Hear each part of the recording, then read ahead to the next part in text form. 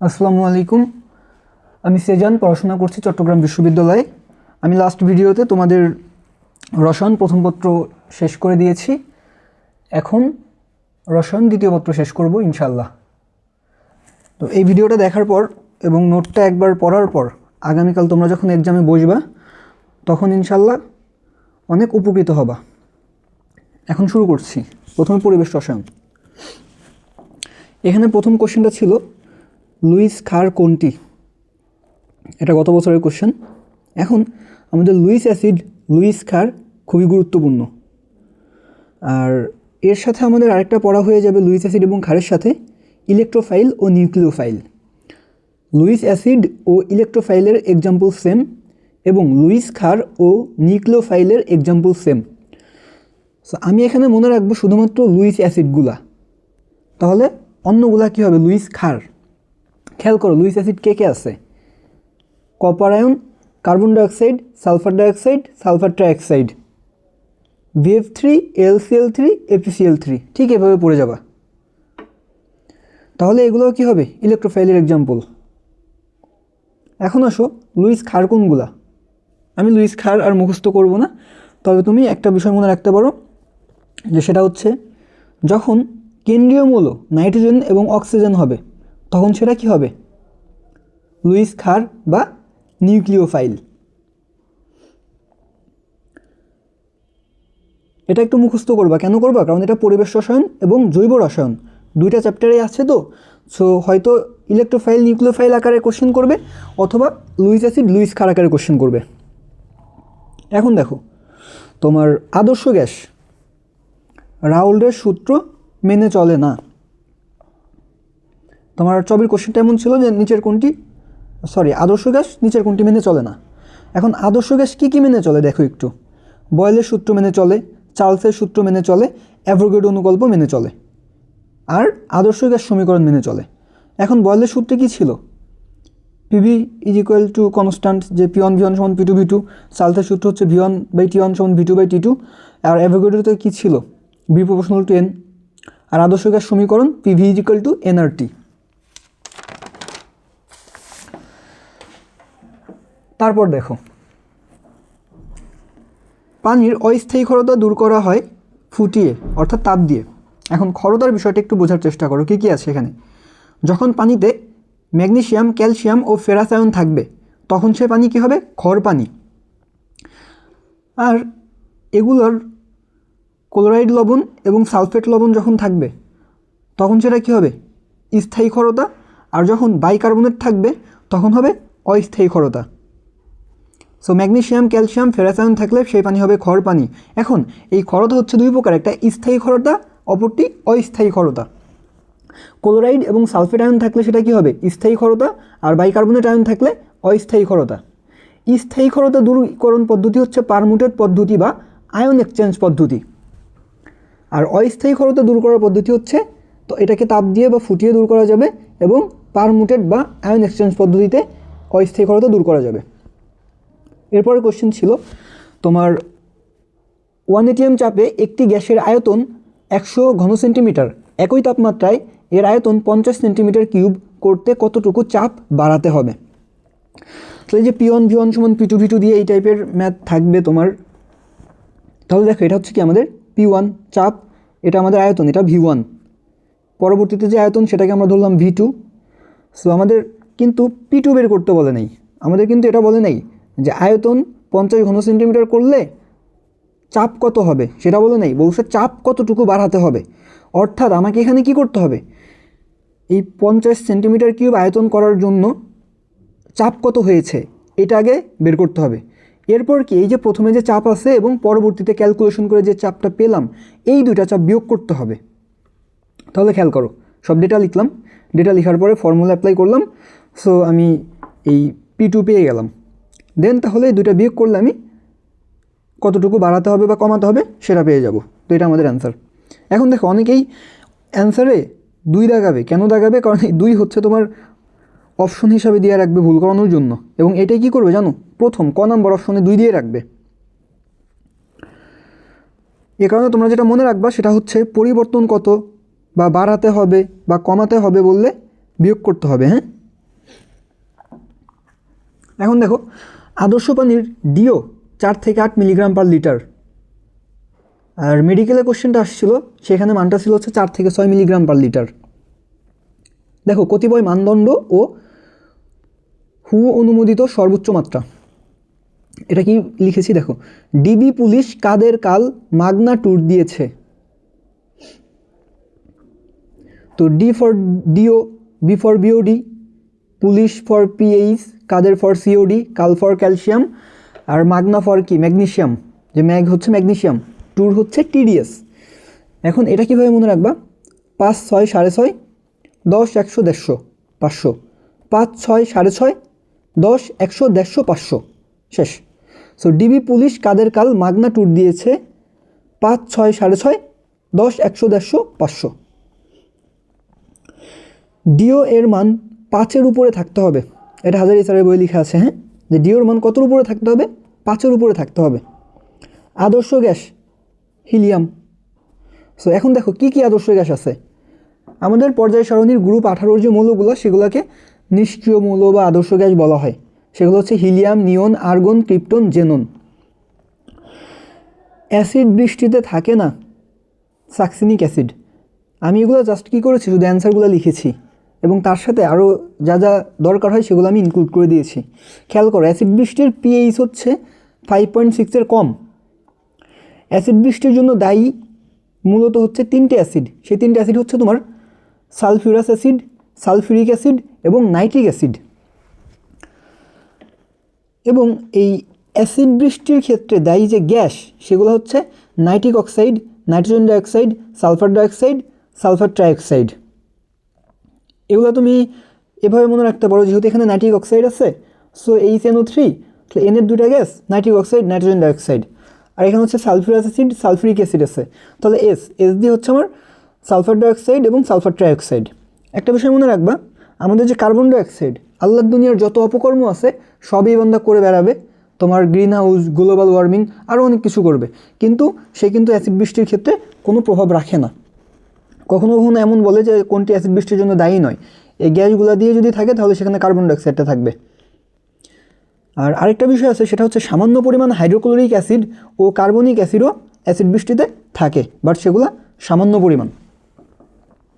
আদর্শ গ্যাস সমীকরণ PV = nRT, আর বাস্তব গ্যাসের ভ্যান ডার ওয়ালস সমীকরণ P + Ne2A/V² × V - NB = nRT, যেখানে আর হচ্ছে মোলার গ্যাস ধ্রুবক,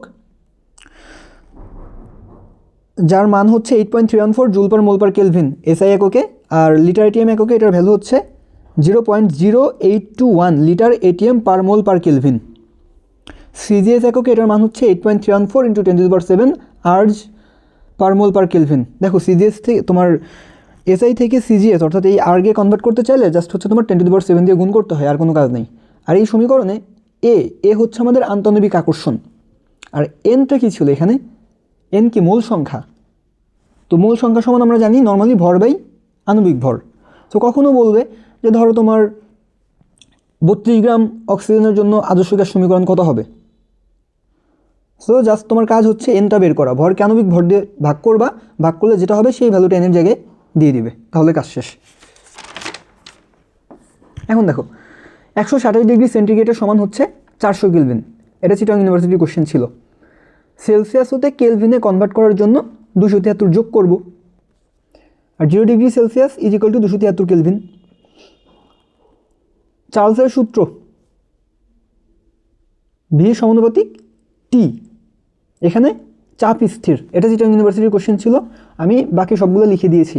দেখো এই খাতায় আমি যা যা লিখেছি এগুলো খুবই ইম্পর্ট্যান্ট, এগুলো চিটাগং ভার্সিটির কোশ্চেন বা অন্য ভার্সিটির কোশ্চেন এবং তোমাদের নেক্সট এক্সামগুলোতে কোথাও না কোথাও আসবে। তাহলে দেখো এখন বয়েলের সূত্র P1V1 = P2V2, অর্থাৎ P = 1/V, একে সমষ্ণ বা সমতাপীয় বা আইসোথার্মাল লেক বলা হয়, এখানে তাপমাত্রা স্থির। চার্লসের সূত্র V1/T1 = V2/T2, তো অর্থাৎ এখানে কি V = T, এই লেককে কী বলা হয়, সমচাপীয় লেক বা আইসোবার লেক। চার্লসের সূত্রে চাপ স্থির। গেলুসাকের সূত্র এখানে P1/T1 = P2/T2, অর্থাৎ P = T, একে সম আয়তনীয় বা আইসোকোর লেক বলা হয়। গেলুসাকের সূত্র হচ্ছে আয়তন স্থির।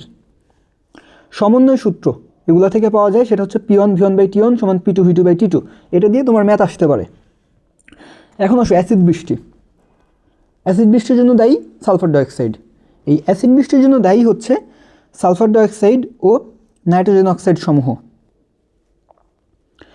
কার্বন ডাইঅক্সাইড অ্যাসিড বৃষ্টির জন্য দায়ী নয়, এছাড়া সকল অপকর্ম কার্বন ডাইঅক্সাইড করেন।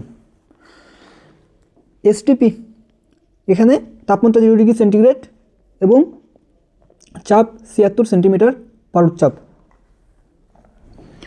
এসটিপি এসএটিপি, দেখো STP standard temperature and pressure. এসটিপিতে তাপমাত্রা 0 ডিগ্রি সেন্টিগ্রেড বা 273 কেলভিন, চাপ 1 atm বা 101.325 কিলো প্যাসকেল, আয়তন 22.4 লিটার। আচ্ছা, আমাদের আরেকটা টার্ম আছে এনটিপি। আমাদের এনটিপিতেও আয়তনটা 22.4 লিটার। আর SATP standard ambient temperature and pressure, এখানে তাপমাত্রা 25 ডিগ্রি সেন্টিগ্রেড বা 298 কেলভিন। জাস্ট এই 273-এর সাথে 25 যোগ করবা, 273, হ্যাঁ, যেই তাপমাত্রাটা তোমার সেন্টিগ্রেডে দেওয়া থাকবে তার সাথে 273 যোগ করলে কেলভিনে পেয়ে যাবে। এই টাইপের অনেক ইজি কোশ্চেন পেয়ে যাবে ইনশাল্লাহ। এখন আসো চাপ, এখানে চাপ হচ্ছে 100 কিলো প্যাসকেল আর আয়তন 24.789 লিটার। এটা একটু মনে রাখবা যে 1 atm = 76 সেন্টিমিটার পারদ-চাপ = 760 মিলিমিটার পারদ-চাপ। কারণ 1 সেন্টিমিটার সমান হচ্ছে 10 মিলিমিটার, দ্যাটস 10 দিয়ে গুণ করা হয়েছে, = 101.325 কিলো প্যাসকেল। সো এখন এই কিলোকে আমরা জাস্ট কিলো প্যাসকেলকে প্যাসকেলে কনভার্ট করছি, এই কারণে শুধু 1000 গুণ করছি, কারণ কিলো মানে হচ্ছে 1000। সো এটাকে গুণ করলাম জাস্ট, তাহলে কি দশমিকটা ভ্যানিশ হয়ে যাবে, তাহলে হয়ে যাবে 101.325 প্যাসকেল। এটা সমান হচ্ছে 760 টর আর কি 1 বার। নিরাপদ পানির বিওডি 3 থেকে 4 মিলিগ্রাম পার লিটার। এই বিওডির মান কীভাবে মনে রাখবো আমরা, সেটা হচ্ছে বদ খুব মোটা হু, খারাপ খুবই খারাপ, 1, 3, 6, 10, 20। বদ খুব মোটা হু, খারাপ খুবই খারাপ, 1, 3, 6, 10, 20। তাহলে দেখো এই যে বদ হচ্ছে কি বিওডি, এর full meaning biochemical oxygen demand. খুব খুব ভালো, মোটা মোটামুটি ভালো, হু অনুমোদিত দূষণ মাত্রা, খারাপ দূষণ মাত্রা খারাপ, খুবই খারাপ দূষণ মাত্রা খুবই খারাপ। ভ্যালুগুলা কি 1 থেকে 2, 3, 6, 10, 20। এখানে বলেছিলাম 1, 3, 6, 10, 20। কোশ্চেন দেখো, এসটিপিতে 64 গ্রাম অক্সিজেনের আয়তন কত হবে? এই টাইপের যে কোশ্চেনগুলো হবে, তোমাকে কোশ্চেনটা এমনও করতে পারতো এসটিপিতে 64 গ্রাম অক্সিজেনে কতটি অণু থাকে। হ্যাঁ, সো এইগুলো খুবই ইম্পর্টেন্ট, একটু মনোযোগ দাও। তো এই টাইপের কোশ্চেনগুলোর ক্ষেত্রে যেটা হবে সেটা হচ্ছে আমার যেই অণু বা পরমাণুর কথা বলবে তার যে ভর, সেই ভরের সমতুল পরিমাণ কি হবে। এসটিপি বললে এসটিপির আয়তন, এসএটিপি বললে এসএটিপির আয়তন। তো এখানে আমার বলা হয়েছে এসটিপি।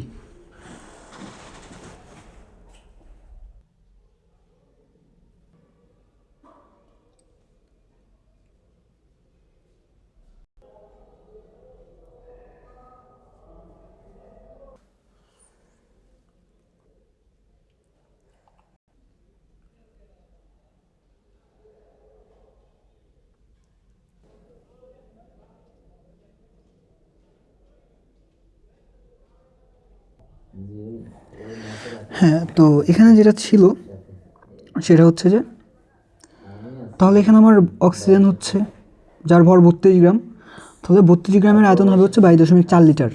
বাট যদি এসএটিপি বলা থাকতো তাহলে কি লিখতাম, 32 গ্রাম অক্সিজেনের আয়তন 24.789 লিটার। তাহলে 1 গ্রামের আয়তন 64 গ্রামের আয়তন, শেষ। এরপর দেখো তোমার বায়ুমণ্ডলে নাইট্রোজেন গ্যাসের আংশিক চাপ 0.78 atm। এখন এই আংশিক চাপগুলো আমরা কীভাবে পারবো, আমাদের যে শতকরা পরিমাণ, যে নাইট্রোজেন হচ্ছে 78.09%, অক্সিজেন 20.95%, আর কার্বন ডাইঅক্সাইড হচ্ছে 0.033%। এই যে পার্সেন্টেজ, একে 100 দিয়ে ভাগ করলে আমরা আংশিক চাপ পাবো এবং মূল ভগ্নাংশ পাবো। সব লিখে রেখেছি, হ্যাঁ।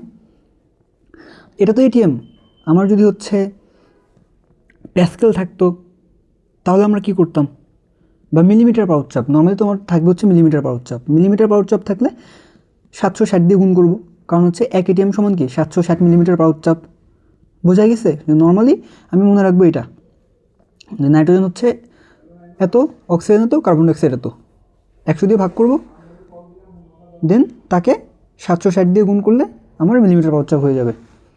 ওকে, তাহলে বায়ুমণ্ডলে নাইট্রোজেনের মূল ভগ্নাংশ ও আংশিক চাপ এত হবে, অক্সিজেন এত হবে, আর কার্বন ডাইঅক্সাইড এত হবে।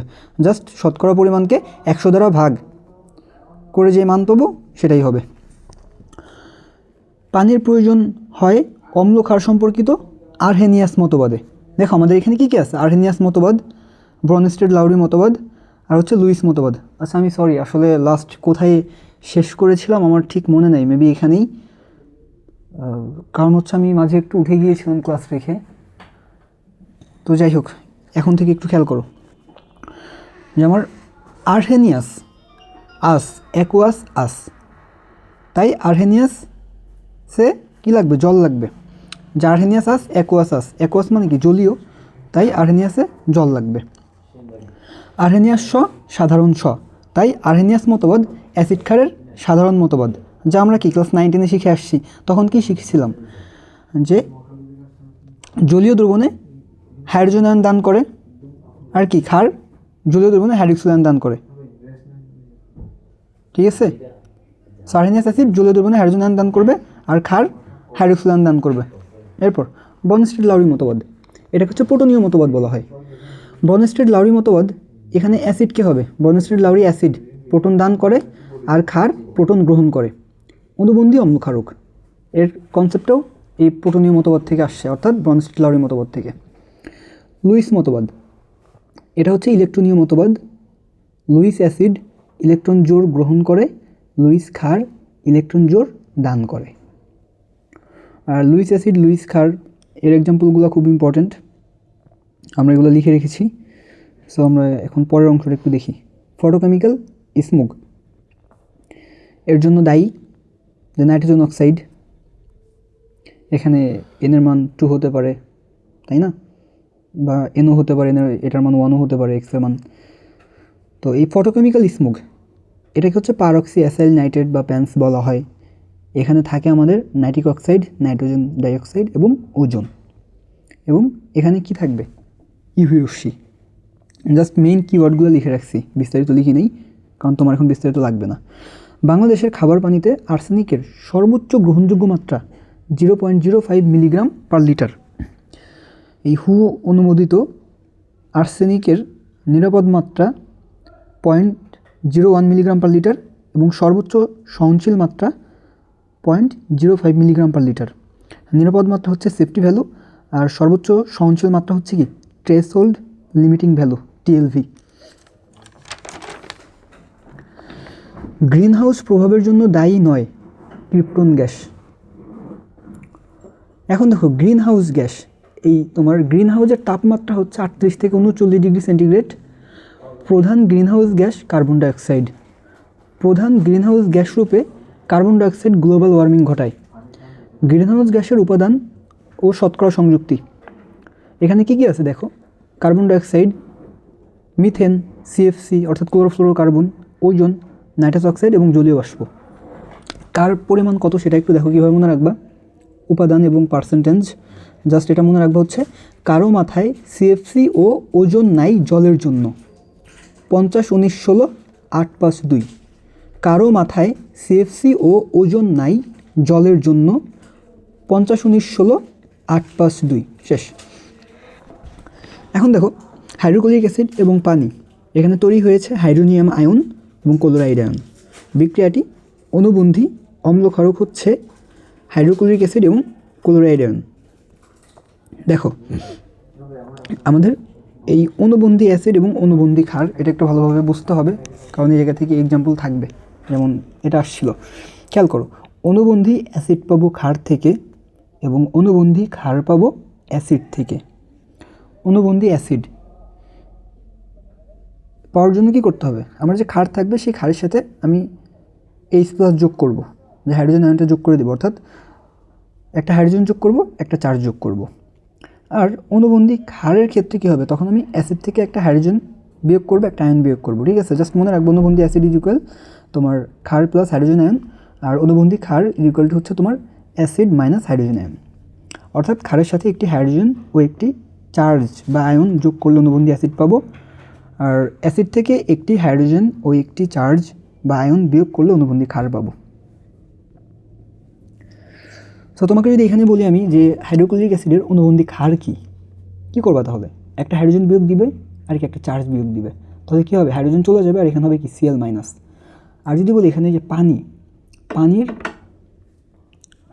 অনুবন্ধী অ্যাসিড কী, তাহলে কি করবা? একটা অ্যাসিড যোগ করবা, একটা আয়ন যোগ করবা, তাহলে এখানে হাইড্রোজেন আছে একটা, আর একটা হাইড্রোজেন যোগ করলে হয়ে যাবে 3টা, তাই না? 2 আর 1 3, তাহলে H3O সাথে একটা charge O plus, that's why H3O plus. তাহলে এখানে কি হচ্ছে আলটিমেটলি বলো তো, যে অনুবন্ধী অম্ল ক্ষারকের কথা বলা হয়েছিল। তো এখানে আমাদের অম্লটাকে হাইড্রোক্লোরিক অ্যাসিড আর এটার ক্ষারটাকে ক্লোরাইড আয়ন। মাত্রই বললাম যে ক্ষার কীভাবে পাবো, আমি অ্যাসিড থেকে একটা হাইড্রোজেন এবং একটা চার্জ বিয়োগ করলে পেয়ে যাব, শেষ। এখন দেখো, তো মোটামুটি এই ছিল হচ্ছে তোমার Chittagong university previous year question. তো এগুলো বিস্তারিত কথা বললাম, এখন অবশ্য এর বাইরে কিছু ইম্পর্টেন্ট কথা লিখে রেখেছি, এগুলো একটু জাস্ট শোনো, শুনলেই পারবা। পৃথিবীর গড় তাপমাত্রা হচ্ছে 15 ডিগ্রি সেন্টিগ্রেড, বায়ুমণ্ডলের বিস্তৃতি 500 কিলোমিটার, বায়ুমণ্ডলের স্তর 4টি, ট্রপোস্ফিয়ার পৃষ্ঠ থেকে 15 কিলোমিটার পর্যন্ত বিস্তৃত, স্ট্র্যাটোস্ফিয়ার 15 থেকে 50 কিলোমিটার পর্যন্ত বিস্তৃত, মেসোস্ফিয়ার 50 থেকে 85 কিলোমিটার পর্যন্ত বিস্তৃত, থার্মোস্ফিয়ার 85 থেকে 500 কিলোমিটার পর্যন্ত বিস্তৃত। এই সিকোয়েন্সটা একটু খেয়াল করো। প্রথমে হচ্ছে কি পৃষ্ঠ থেকে 15 কিলোমিটার, বাকি দুটার সাথে জাস্ট 35 করে যোগ করা হয়েছে, 15 যোগ 35 50, এরপর 50 যোগ 35 85, আর বাকি অংশ থেকে লাস্ট অর্থাৎ 500 কিলোমিটার। সো এটাকে তুমি যদি সিকোয়েন্স মনে রাখতে না পারো তাহলে এটা মনে রাখতে পারো, জাস্ট ট্রাস্ট মি অয়ন। এই হচ্ছে ট্রপোস্ফিয়ার, এসটি হচ্ছে স্ট্র্যাটোস্ফিয়ার, মি হচ্ছে মেসোস্ফিয়ার, আয়ন হচ্ছে আয়নোস্ফিয়ার বা থার্মোস্ফিয়ার। সেই 4টা স্তর নিয়ে একটু জাস্ট শোনো। সেটা হচ্ছে ট্রপোস্ফিয়ার, এখানে প্রাকৃতিক ঝড় ঝঞ্ঝা বিপর্যয় সব এখানে হয়, যে কারণেকে ক্ষুব্ধমণ্ডল বলা হয়। কোশ্চেন হতে পারে নিচের কোনটি ক্ষুব্ধমণ্ডল? ট্রপোস্ফিয়ার। স্ট্র্যাটোস্ফিয়ার, একে শান্তমণ্ডল বলা হয়। এই স্ট্র্যাটোস্ফিয়ারে জেট বিমান চলাচল করে, বাট অন্যান্য সকল বিমান হচ্ছে তোমার ট্রপোস্ফিয়ারে চলাচল করে, বাট এই যে জেট বিমান এটা চলাচল করে হচ্ছে স্ট্র্যাটোস্ফিয়ারে।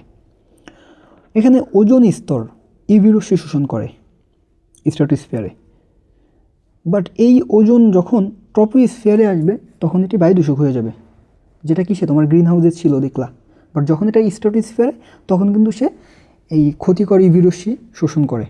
এই ইউভি রশ্মি যদি পৃথিবীতে চলে আসতো তাহলে আমাদের কি স্কিন ক্যান্সার হতে পারতো বা আরও কিছু মারাত্মক ডিজিজ হতে পারতো। এরপর দেখো মেসোস্ফিয়ার, এখানে তাপমাত্রা হচ্ছে -93 ডিগ্রি সেন্টিগ্রেড, এটি বায়ুমণ্ডলের সর্বনিম্ন তাপমাত্রা এবং সবচেয়ে শীতলতম স্তর। দিনের বেলায় সমুদ্র বায়ু প্রবাহ আর রাতের বেলায় স্থলবায়ু প্রবাহ। এখানে সুদিন মনে রাখতে পারো, শত সমুদ্র, আর দিন হচ্ছে দিন। ওকে, এরপর হচ্ছে সাইক্লোন। উচ্চ তাপমাত্রা ও নিম্নচাপ হলে সাইক্লোন হবে। সাইক্লোন সৃষ্টির জন্য তাপমাত্রা 27 ডিগ্রি সেন্টিগ্রেড বা 80 ডিগ্রি ফারেনহাইটের বেশি হবে। পরম শূন্য তাপমাত্রা 0 কেলভিন বা -273 ডিগ্রি সেন্টিগ্রেড। পরম শূন্য তাপমাত্রায় গ্যাসের আয়তন শূন্য হয়। এই মানগুলা খুব ইম্পর্টেন্ট, কারণ আমাদের এই চ্যাপ্টারও আছে এবং ফিজিক্সের আদর্শ গ্যাস চ্যাপ্টারও আছে। সো যে কোনো একটা না একটা থেকে হয়ে যায় কোশ্চেন, সো একটু মনে রাখো। এরপর দেখো বোল্টজম্যান ধ্রুবক, K = 1.38 × 10⁻23। এটা হচ্ছে এসআই একক, আর যদি লিটার এটিএম বলে তাহলে হচ্ছে 1.36 × 10⁻25। খেয়াল করো, এখানে একটা মজার বিষয় আছে, তুমি এসআই থেকে জাস্ট 2 করে বিয়োগ দাও, ঠিক আছে? দেখো এখানে 38 বিয়োগ 2 36, এখানে -23 -2 -25। সো এই লিটার এটিএমে আই থিঙ্ক এটা আর মুখস্থ করতে হবে না, জাস্ট মাথায় রাখবা 2 করে বিয়োগ। দেখো ব্যাপন হচ্ছে স্বতঃস্ফূর্ত প্রক্রিয়া, মন্থর প্রক্রিয়া, উচ্চ ঘনত্বের স্থান থেকে নিম্ন ঘনত্বের স্থান। মানে এটা আমাদের ডেফিনেশন কী ছিল, যে উচ্চ ঘনত্বের স্থান থেকে কম ঘনত্বের স্থানের দিকে স্বতঃস্ফূর্তভাবে ছড়িয়ে পড়াকে ব্যাপন বলা হয়, এইটাই আর কি। আরেকটা হচ্ছে অনুব্যাপন বা নিঃসরণ। এক্ষেত্রে কী থাকবে, সরু ছিদ্রপথ থাকবে, এটা একমুখী। বডি স্প্রে বাটনে চাপ দিলে প্রথমে নিঃসরণ হয়, পরে ব্যাপন হয়। আর অনুব্যাপন বা নিঃসরণ এটা একটা দ্রুত প্রক্রিয়া। এরপর দেখো গ্রাহামের ব্যাপন সূত্র, আর প্রপোর্শনাল টু 1/√m, যে আর হচ্ছে আমাদের কি ব্যাপন হার আর এম হচ্ছে গ্রাম আণবিক ভর। তাহলে এই ইকুয়েশন থেকে আমরা কি বলতে পারবো, যে যার ভর কম তার ব্যাপন হার বেশি, যার ভর বেশি তার ব্যাপন হার কম। আর আরেকটা ফর্মুলা এই জায়গা থেকে আমরা পাই, সেটা হচ্ছে আর প্রপোর্শনাল টু 1/√d, যেখানে d হচ্ছে ঘনত্ব। তাহলে r1/r2 √m2/m1 √d2/d1। গ্রাহামের ব্যাপন সূত্রের সবচেয়ে উল্লেখযোগ্য আধুনিক প্রয়োগ হচ্ছে একই মৌলের বিভিন্ন আইসোটোপ পৃথকীকরণ। ইউরেনিয়াম 235 দ্বারা পারমাণবিক বোমা তৈরি করা হয়।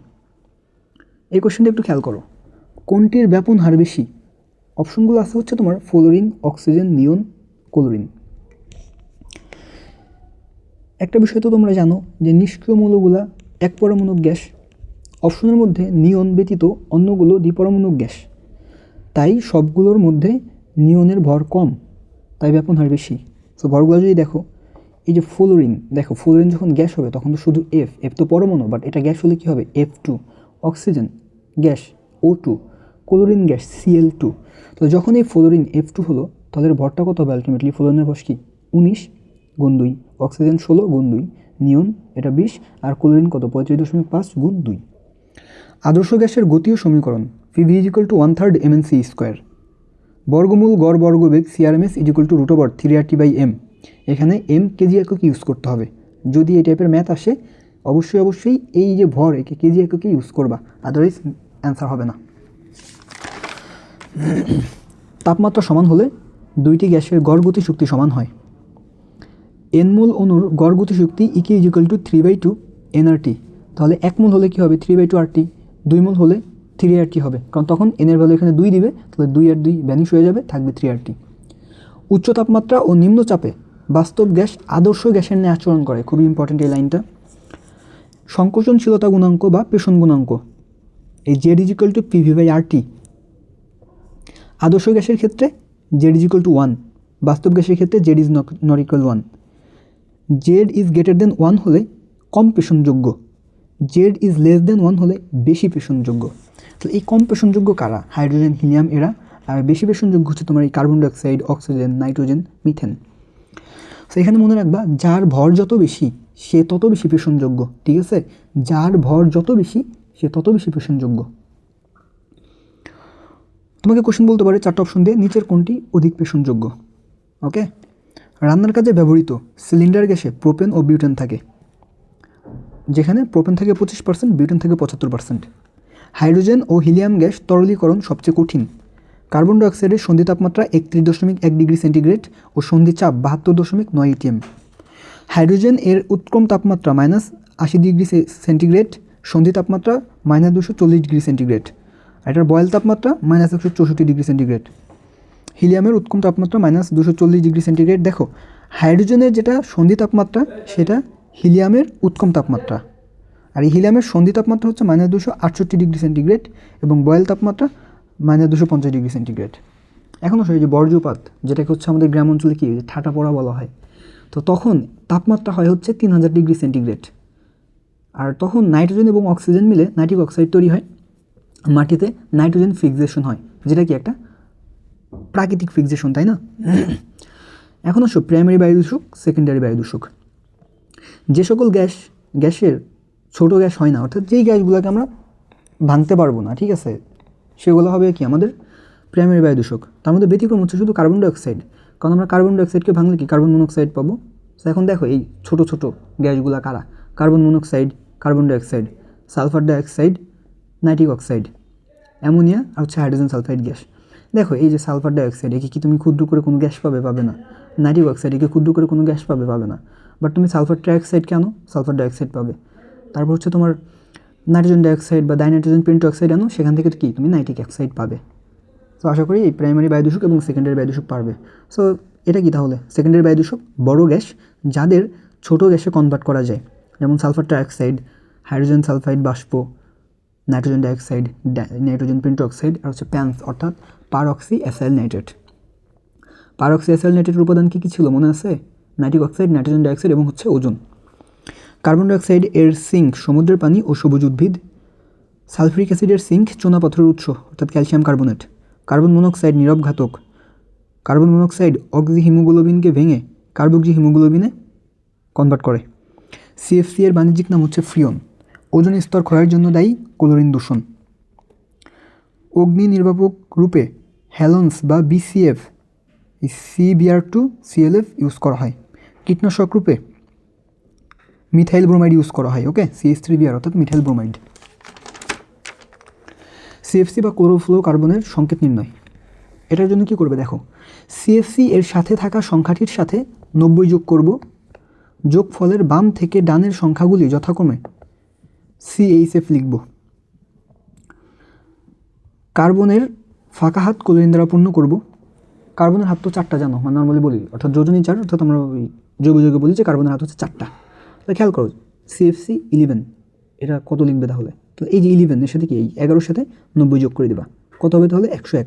তাহলে কী বলছি, ক্রমান্বয়ে CHF লিখবা। তাহলে প্রথমটা কার্বন, এরপরে হাইড্রোজেন, তারপর ফ্লোরিন লিখলাম। বাট দেখা গেলো এই ক্ষেত্রে আমার কী হয়, কার্বনের 3টা হাত ফাঁকা পড়ে আছে। তাহলে এই ফাঁকা হাতগুলো কী বলছি, ক্লোরিন দিয়ে পূর্ণ করব। এই যে ক্লোরিন দিয়ে পূর্ণ করে দিয়েছি। তাহলে এখন কী পাবো, এখানে দেখো তো ফ্লোরিন একটা, ক্লোরিন 3টা, তো CFCl3। তারপর দেখো তো CFC 12, তাহলে 12-এর সাথে 90 যোগ করো, 102। ক্রমান্বয়ে CHF, দুইটা ফ্লোরিন আছে, 2টা হাত ফাঁকা, সো 2টা ক্লোরিন দিয়ে দিলাম, হয়ে গেল CF2Cl2। এরপর দেখো CFC 113, 90 যোগ করলাম, হয়ে গেল 203। তাহলে CHF, এক্ষেত্রে কিন্তু কার্বন 2টা, সো পাশাপাশি 2টা কার্বন লিখলাম, হাতগুলো দিলাম, দেন 3টা ক্লোরিন আছে, সো 3টা ক্লোরিন লিখলাম। তাহলে বাকি হাত আরও 3টা, সেই 3টায় ফ্লোরিন দিয়ে পূর্ণ করে দিলাম। তাহলে হয়ে যাবে আমাদের CF2। এই যে প্রথম অংশ দেখো CF2, দেন পরেরটা দেখো Cl2, এই তো CF2Cl, CFCl2। জিপসামের সংকেত ক্যালসিয়াম সালফেট এবং 2 অণু পানি। জিপসাম ড্রাইওয়াল তৈরিতে ইউজ করা হয়। FGD প্লান্টে সালফার ডাইঅক্সাইড শোষিত হয়।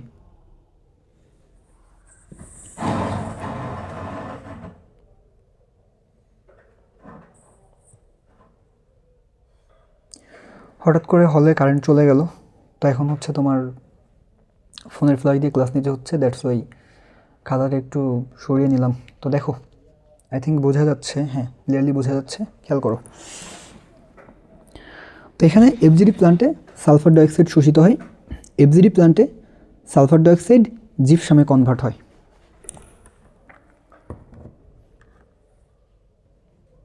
এরপর দেখো হাইড্রোজেনের সংকেত হচ্ছে NH2NH2, উভধর্মী বা অ্যামফোটেরিক পদার্থ।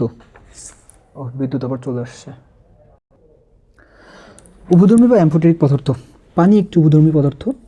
সো এর বাইরে দেখো যাদের শুরুতে হাইড্রোজেন ও শেষে মাইনাস অর্থাৎ ঋণাত্মক আয়ন থাকবে তারা উভধর্মী পদার্থ। এই যে এক্সাম্পলগুলো খেয়াল করো, শুরুতে হাইড্রোজেন শেষে মাইনাস, শুরুতে হাইড্রোজেন শেষে মাইনাস, তাহলে এটা কী হবে, উভধর্মী পদার্থ। এখন এই যে অনুবন্ধী অম্ল, অনুবন্ধী ক্ষারক আবার একটু লিখেছি যে হাইড্রোক্লোরিক অ্যাসিডের অনুবন্ধী ক্ষারক কী বলেছিলাম আমরা, অনুবন্ধী ক্ষারক পাওয়ার জন্য একটা হাইড্রোজেন বিয়োগ করব আর কি একটা মাইনাস আয়ন দিব। তাহলে হাইড্রোজেন চলে গেলো, একটা মাইনাস আয়ন দিয়ে দিলাম। আর দেখো অ্যামোনিয়া এর অনুবন্ধী অম্ল কী হবে, অম্ল হওয়ার জন্য কী লাগবে, একটা হাইড্রোজেন যোগ করব আর হচ্ছে একটা আয়ন যোগ করব।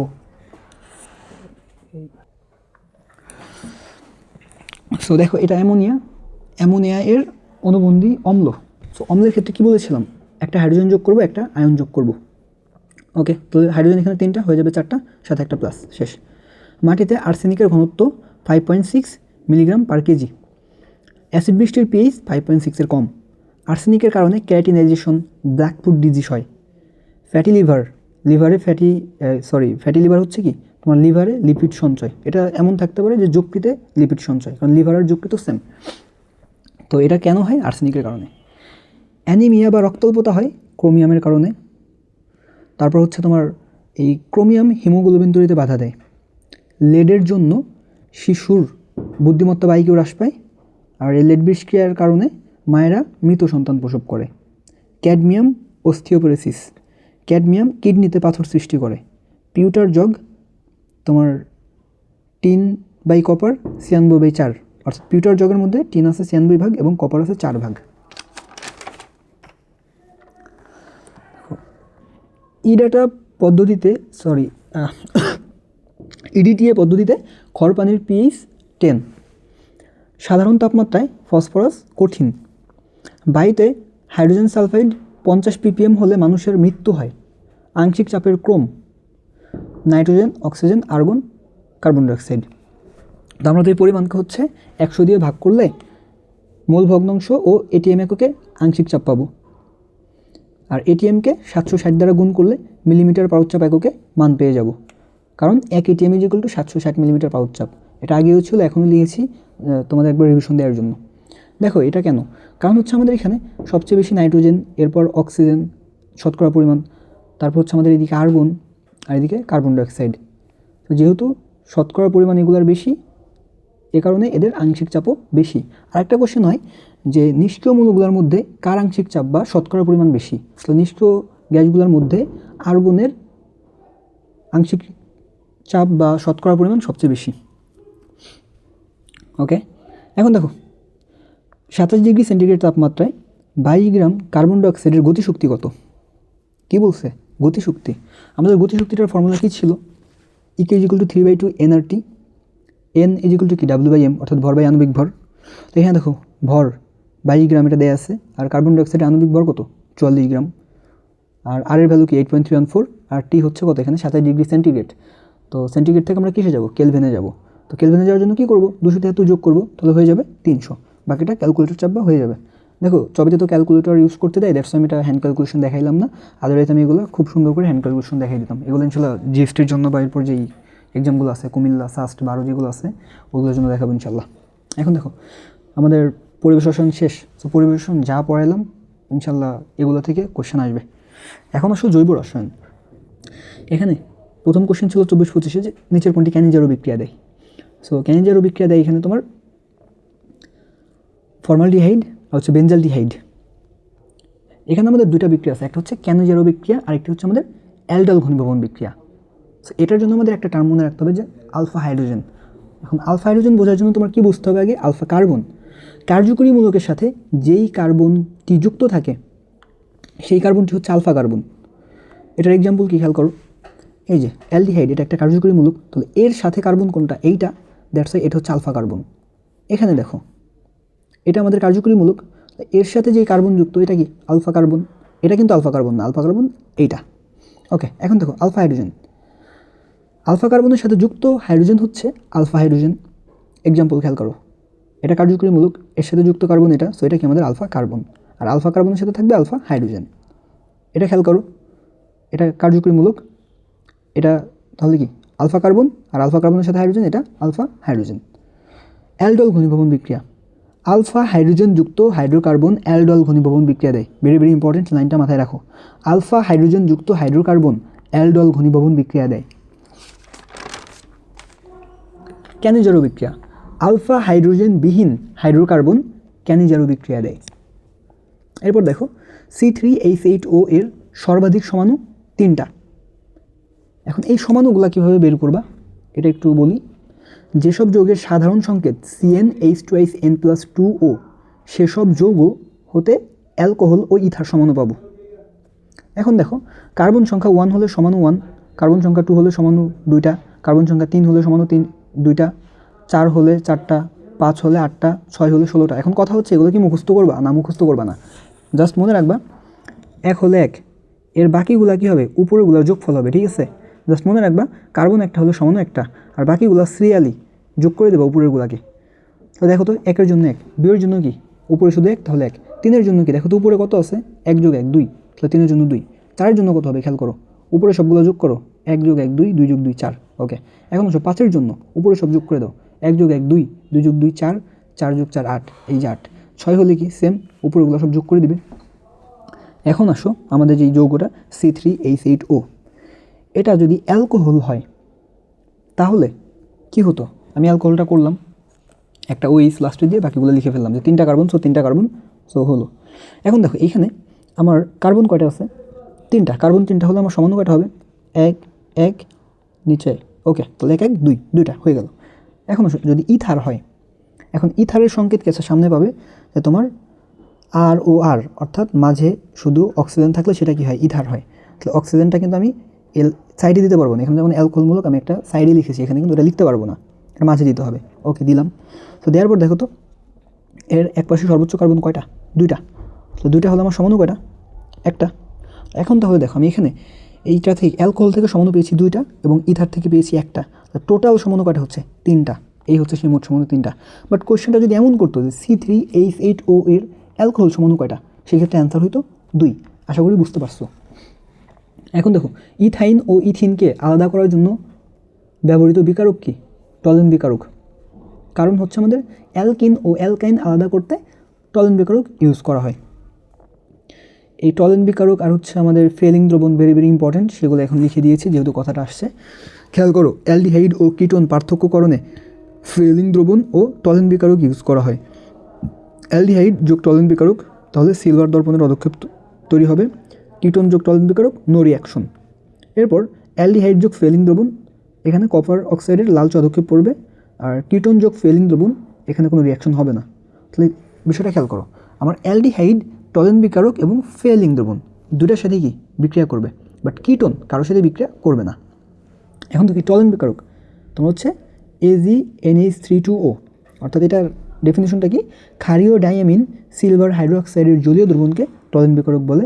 আর ফেলিং দ্রবণ CuOH2 কপার হাইড্রোক্সাইডের জলীয় দ্রবণকে ফেলিং দ্রবণ বলে। অ্যালডিহাইড ও কিটোন শনাক্তকরণে 2,4-DNPH অর্থাৎ 2,4-ডাইনাইথোফিনাইল হাইড্রোজেন টেস্ট করা হয়। এটা হচ্ছে কি অ্যালডিহাইড ও কিটোন শনাক্তকরণে এটা, আর অ্যালডিহাইড ও কিটোন পার্থক্যকরণে হচ্ছে তোমার ফেলিং দ্রবণ ও টলেন বিকারক ইউজ করা হয়। আচ্ছা, আরেকটা বিষয় মনে রাখো, সেটা হচ্ছে যে অ্যালডিহাইডের কিটোন এটাকে হচ্ছে কি বলা হয়? এগুলোকে কার্বনিলমূলক বলা হয়। কোশ্চেন এমনও হতে পারে যে কার্বনিলমূলক শনাক্তকরণে কোনটি ইউজ করা হয় বা কার্বনিলমূলক পার্থক্যকরণে কোনটি ইউজ করা হয়, সেম। বেনজিন বলয় নিষ্ক্রিয়কারীকে নাইট্রোজেন ডাইঅক্সাইড। সো এখন এই বেনজিন বলয় সক্রিয়কারী হচ্ছে অর্থপ্যারামূলক, বেনজিন বলয় নিষ্ক্রিয়কারী মেটামূলক। এটা ভেরি ভেরি ইম্পর্টেন্ট, এটা থেকে কোশ্চেন থাকে। সো দেখো এই সক্রিয়কারী বা অর্থপ্যারামূলক, এখানে থাকবে একক বন্ধন, তাহলে এই যে মূলকগুলো থাকবে সেগুলো সবগুলো কী হবে? একক বন্ধন যুক্ত হবে, অর্থাৎ ছোটোগুলা। হ্যাঁ, খেয়াল করে সবগুলো ছোটো ছোটো না, এখানে এই সবগুলো অর্থপ্যারামূলক বা সক্রিয়কারী, বাট একটা আছে শুধু বড় OCH3, এটা আলাদা করে মনে রাখলা। এরপর দেখো বলে নিষ্ক্রিয়কারী বা মেটামূলক, এখানে কি থাকবে? দ্বিবন্ধন এবং ত্রিবন্ধন থাকবে। সো তাহলে এখানে যে বড়গুলা, সেই বড়গুলা কি তোমার বলে নিষ্ক্রিয়কারী বা মেটামূলক। এখন এর বাইরে সায়ানাইড আছে, হচ্ছে তোমার কিটোন আছে। কেন এটা আলাদা লিখছি কেন? কারণ এটা ছোটো। তো এই সায়ানাইডে কী থাকে? Triple bond. আর কিটোনমূলক এটা কি ডাবল বন্ড থাকে, তাই না? এগুলো তোমরা জানো। তারপর দেখো গ্রিকনাট বিকারক, এটা কি হয়েছে? 1 ডিগ্রি অ্যালডিহাইড, তাই না? এর সাথে বিক্রিয়া করে X তৈরি হয়েছে। এখন বলা হয়েছে X কি? তাহলে এখানে Xটা কি? 2 ডিগ্রি অ্যালকোহল। কেন? এই ব্যাখ্যাগুলো দেখো। গাঢ় হাইড্রোক্লোরিক অ্যাসিড ও অনাদ্র জিঙ্ক ক্লোরাইডের মিশ্রণকে লুকাস বিকারক বলে। তাহলে এটা যদি তোমাকে তো সংজ্ঞা দিবে না, তোমাকে জাস্ট হচ্ছে সংকেতটা দিবে। তো এখানে খেয়াল করো কী কী আছে তাহলে? গাঢ় হাইড্রোক্লোরিক অ্যাসিড ও অনাদ্র জিঙ্ক ক্লোরাইড। আর গাঢ় মানে কি? আমাদের কনসেন্ট্রেটেড, আর লঘু মানে হচ্ছে ডাইলুটেড। সো এইভাবে থাকবে যে নিচের কোনটি লুকাস বিকারক, বা এটা দিয়ে বলবে তোমার গ্রিকনাট বিকারক কোনটি, ঠিক আছে? এগুলো বলবে। ওকে, তো খেয়াল করো, তো এগুলো মনে রাখতে হবে, যেমন লুকাস বিকারক কোনটা আর গ্রিকনাট বিকারক কোনটা, সবই লেখা আছে। গ্রিকনাট বিকারক, লুকাস বিকারক সবই আছে। এখন দেখো 1 ডিগ্রি, 2 ডিগ্রি ও 3 ডিগ্রি অ্যালকোহলের পার্থক্যকরণে লুকাস বিকারক ইউজ করা হয়।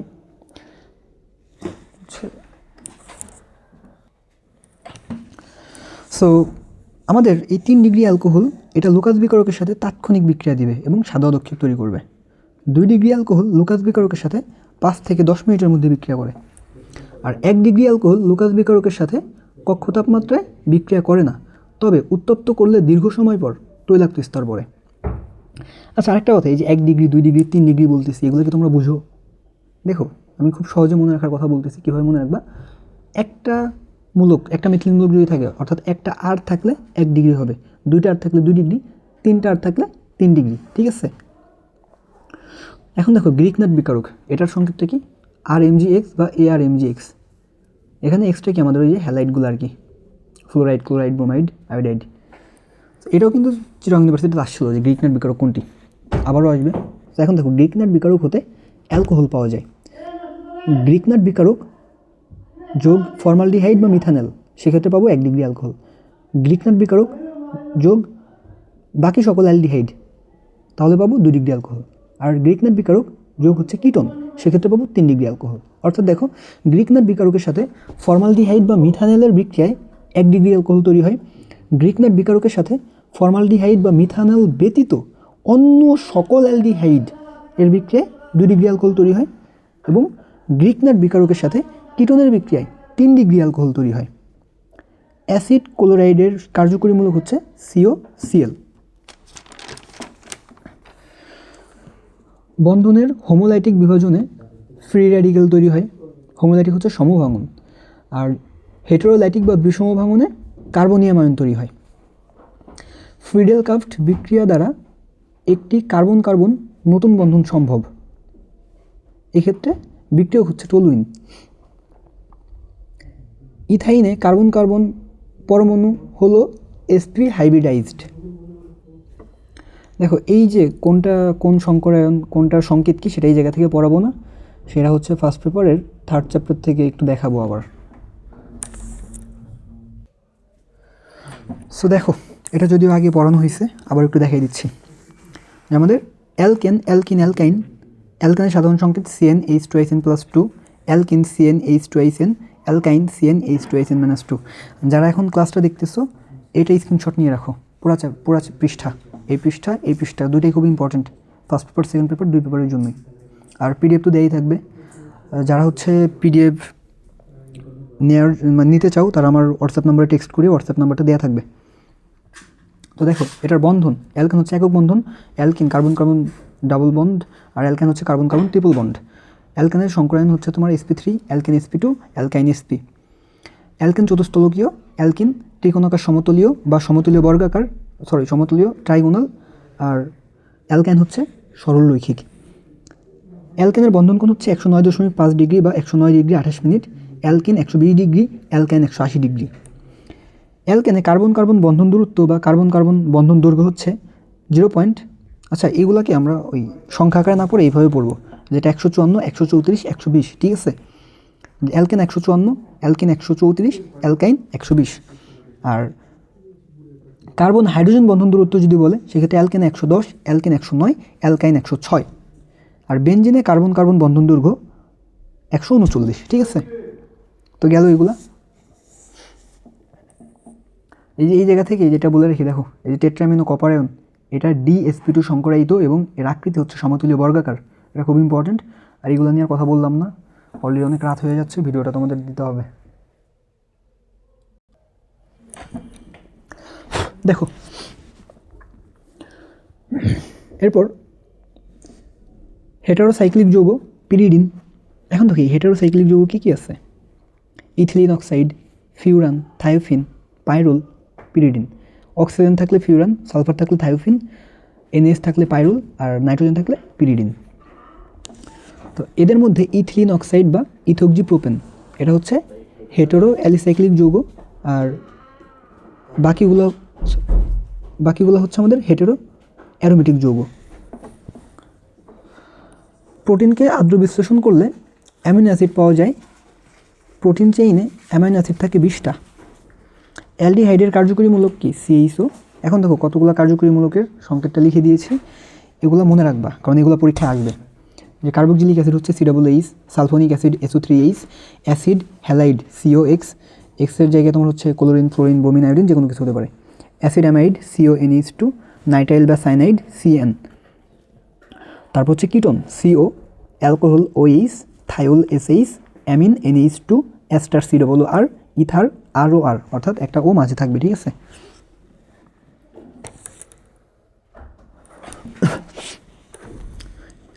লেবুতে থাকে কি? Citric acid. এটা চিটাগাং 2বার না 3বার আসছে, আবারও আসতে পারে। দেখো টেটুল টার্টারিক অ্যাসিড, আপেলে থাকে ম্যালিক অ্যাসিড। আর এখানে বেনজিন একটি অ্যারোমেটিক যৌগ। বেনজিনে সঞ্চরণশীল পাই ইলেকট্রন হচ্ছে 6টা। আচ্ছা এখানে একটা বিষয় বলে রাখি, এটা হচ্ছে এই বেনজিন প্রধান অ্যারোমেটিক যৌগ হচ্ছে বেনজিন, বাট যদি বলে যে অ্যারোমেটিক যৌগের প্রধান উৎস কী? তাহলে সেটা হবে কি? আলকাত্রা। কারণ আলকাত্রার আংশিক পাতনে আমরা অনেক কিছু পাই, পিস, সবুজ তেল, ভারী তেল, লঘু তেল। সো ওইদিকে না যাই, ওইটা থেকে আসলে চিটাগাঙে দেখলাম খুব বেশি কোশ্চেন দেয় নাই, দ্যাটস ওইটা লিখি নাই। তো আমরা যেগুলো আসছে সেগুলো দেখি। তো বেঞ্জিনের সঞ্চরণশীল পাই ইলেকট্রন 6টা, ন্যাপথ্যালিনের সঞ্চরণশীল পাই ইলেকট্রন 10টা, অ্যানথ্রাসিনের সঞ্চরণশীল পাই ইলেকট্রন 14টা। গ্লিসারিনের কার্যকরী মূলক OH অর্থাৎ অ্যালকোহল। এই গ্লিসারিনে অ্যালকোহল থাকে হচ্ছে তোমার কয়টা? 3টা। গ্লিসারিন শনাক্তকরণ পরীক্ষা অ্যাক্রোলিন টেস্ট। Electrophile AlCl3। দেখো এই ইলেকট্রোফাইল আর ওইদিকে আমাদের নিউক্লিওফাইল, একবার বলা হয়েছে আবার আসছে। তোমার পরিবেশ রসায়নে বলেছিলাম, এখানেও আসছে। দেখো electrophile copper ion, carbon dioxide, sulphur dioxide, sulphur trioxide, BF3, AlCl3, FeCl3 এগুলো এবং কি লুইস অ্যাসিড সেম, আর নিউক্লিওফাইল এবং লুইস ক্ষারের এক্সাম্পল সেম। তো আমরা তো আর লুইস ক্ষারগুলো মুখস্থ করবো না, কারণ আমরা লুইস অ্যাসিড মুখস্থ করেছি। তবে একটা জিনিস মনে রাখতে পারো, সেটা হচ্ছে সাধারণত এই নিউক্লিওফাইল বা লুইস ক্ষারগুলার কেন্দ্রীয় মূল হিসাবে নাইট্রোজেন এবং অক্সিজেন থাকবে। এখন দেখো এই মিথাইল ক্লোরাইড অনদ্র অ্যালুমিনিয়াম ক্লোরাইডের উপস্থিতিতে বেঞ্জিনের সাথে বিক্রিয়া করে টোলুইন উৎপন্ন করে। আমাদের যে উডস্ফিটিক বিক্রিয়া, এই উডস্ফিটিক বিক্রিয়ায় টোলুইন উৎপন্ন হয়। হ্যাঁ, উডস্ফিটিক থাকলে সেটা কী হবে? টোলুইন। আর যদি উডস বিক্রিয়া থাকে, উডস, সেক্ষেত্রে কী পাবো? আমরা উচ্চতর অ্যালকিন পাবো। ঠিক আছে। আর এই উডস বিক্রিয়ার ক্ষেত্রে কী হয়? কার্বন সংখ্যা দ্বিগুণ হয়ে যায়। তো দেখো তোমার স্ফুটনাঙ্ক সবচেয়ে বেশি ইথানলের, অ্যালকোহল, অ্যামিন, গ্লিসারিন, এদের হাইড্রোজেন বন্ধন থাকে এবং এই অ্যালকোহল, অ্যামিন, গ্লিসারিন এরা হাইড্রোজেন বন্ধনের মাধ্যমে পানিতে দ্রবীভূত হয়। যাদের মধ্যে হাইড্রোজেন বন্ধন থাকে তাদের স্ফুটনাঙ্ক বেশি। একাধিক হাইড্রোজেন বন্ধনযুক্ত জৈব যৌগ থাকলে যার ভর বেশি হবে তার স্ফুটনাঙ্ক তত বেশি হবে। এটা কেন বলেছি? কারণ হচ্ছে তোমার এখানে এই ইথানলও ছিল, মিথানলও ছিল, দুইটাই তো অ্যালকোহল, দুইটারই হাইড্রোজেন বন্ধন আছে, দুইটাই পানিতে দ্রবীভূত হবে। তাহলে এখন কথা হচ্ছে কার স্ফুটনাঙ্ক বেশি হবে? যার হাইড্রোজেন কি থাকবে, যার ভর বেশি হবে তার স্ফুটনাঙ্ক বেশি হবে। এখন দেখো ইউরিয়ার আইসোমার কি? Ammonium cyanide. ফ্রেডরিক ওহুলার অজৈব যৌগ অ্যামোনিয়াম সায়ানাইড থেকে জৈব যৌগ ইউরিয়া প্রস্তুত করেন। এই ইউরিয়া কিন্তু ল্যাবরেটরিতে উৎপন্ন প্রথম জৈব যৌগ। এরপর দেখো CH3, CH2, CHCl, CHO এর ইউপ্যাক নাম কি? এই ইউপ্যাকের ফুল মিনিং তো জানো, যে international union of pure and applied chemistry. এটার নাম কী হবে? 2-chlorobutanol। এটা নিয়ে আমি কিছু লিখি নাই, কারণ হচ্ছে তোমরা যারা জৈব যৌগ কিছুই না পড়ো তারা কিন্তু এ নামকরণটা পড়ো। তারপর আমি একটু বলে রাখি জাস্ট এক্ষেত্রে, যে আমরা প্রথমে 2-chloro কেন লিখেছি। ধরো এখানে তো শুধু ক্লোরিন আছে, ধরো সাথে একটা ব্রোমিন থাকতে পারতো, সেক্ষেত্রে তুমি কাকে আগে লিখতে? ক্লোরিন নাকি ব্রোমিন? এক্ষেত্রে তুমি কাকে আগে লিখতা? তুমি অবশ্যই আগে ব্রোমিনকে আগে লিখতা, কারণ আমাদের যে ইংরেজি অ্যালফাবেট, এই অ্যালফাবেটের ক্রম অনুসারে এই মূলকগুলো আমরা লিখে দিই। ঠিক আছে। আর এই যে একটা সংখ্যা দিয়েছি, এটা কেন? এই যে একটা মূলক যত নম্বর কার্বনে থাকবে আমরা সেই সংখ্যাটা সেখানে উল্লেখ করে দেবো। আর যে বিউটানল কেন হয়েছে? এখন এখানে অ্যালডিহাইড আছে CHO, এখানে CHO না থেকে যদি OH থাকতো তাহলে কী হতো? বিউটানল। আর যদি এখানে তোমার OH না থেকে একটা কীটনমূলক থাকতো, অর্থাৎ CO থাকতো, CO, তাহলে কী লিখতাম? সেখানে হয়তো বিউটানোন। ওকে, এখন দেখো গ্রিক নাট বিকারকের সংকেত হচ্ছে RMgX। দেখো আসছে ছবিতে, আর এগুলো তো লিখে দিয়েছি। এখন দেখো ডিনামাইট তৈরিতে ব্যবহৃত হয় নাইট্রোগ্লিসারিন। এটা একবার আসছে, আমি ডিনামাইটের সবগুলো ব্যবহার লিখে দিয়েছি। এটা কীভাবে মনে রাখবা? যে নাইট্রোগ্লিসারিন ABCD, নাইট্রোগ্লিসারিন ABCD। এ দিয়ে হচ্ছে অ্যাঞ্জেনা পেক্টোরিস অ্যাজমা, যাকে বাংলায় হাঁপানি বলে। বিতে হচ্ছে ব্লাস্টিং জিলেটিন, সিতে কর্ডাইট, ডিতে ডিনামাইট। অ্যাঞ্জেনা পেক্টোরিস হচ্ছে হৃদরোগ, সো হৃদরোগের ওষুধ রূপে নাইট্রোগ্লিসারিন ইউজ করা হয়। জৈব যৌগের প্রাচুর্যতার কারণ 3টি। ক্যাপস, ক্যাতে হচ্ছে ক্যাটিনেশন, পথে পলিমারকরণ, আর শতে সমানতা। মেটামারিজম প্রদর্শন করে ইথার, কিটোন, সেকেন্ডারি অ্যামিন ও সেকেন্ডারি অ্যালকোহল। এটা কীভাবে মনে রাখতে পারো? যে মেটামারিজম প্রদর্শন করে সে কি ইথার? তুমি কোশ্চেন করলে আর কি। তো সেতে হচ্ছে সেকেন্ডারি অ্যামিন, সেকেন্ডারি অ্যালকোহল, কিতে কিটোন, ইথার তো ইথার। টটোমারিজম হচ্ছে গতিশীল সমানুতা। টটোমারিজম প্রদর্শন করে কিটো ইনল সমাণু।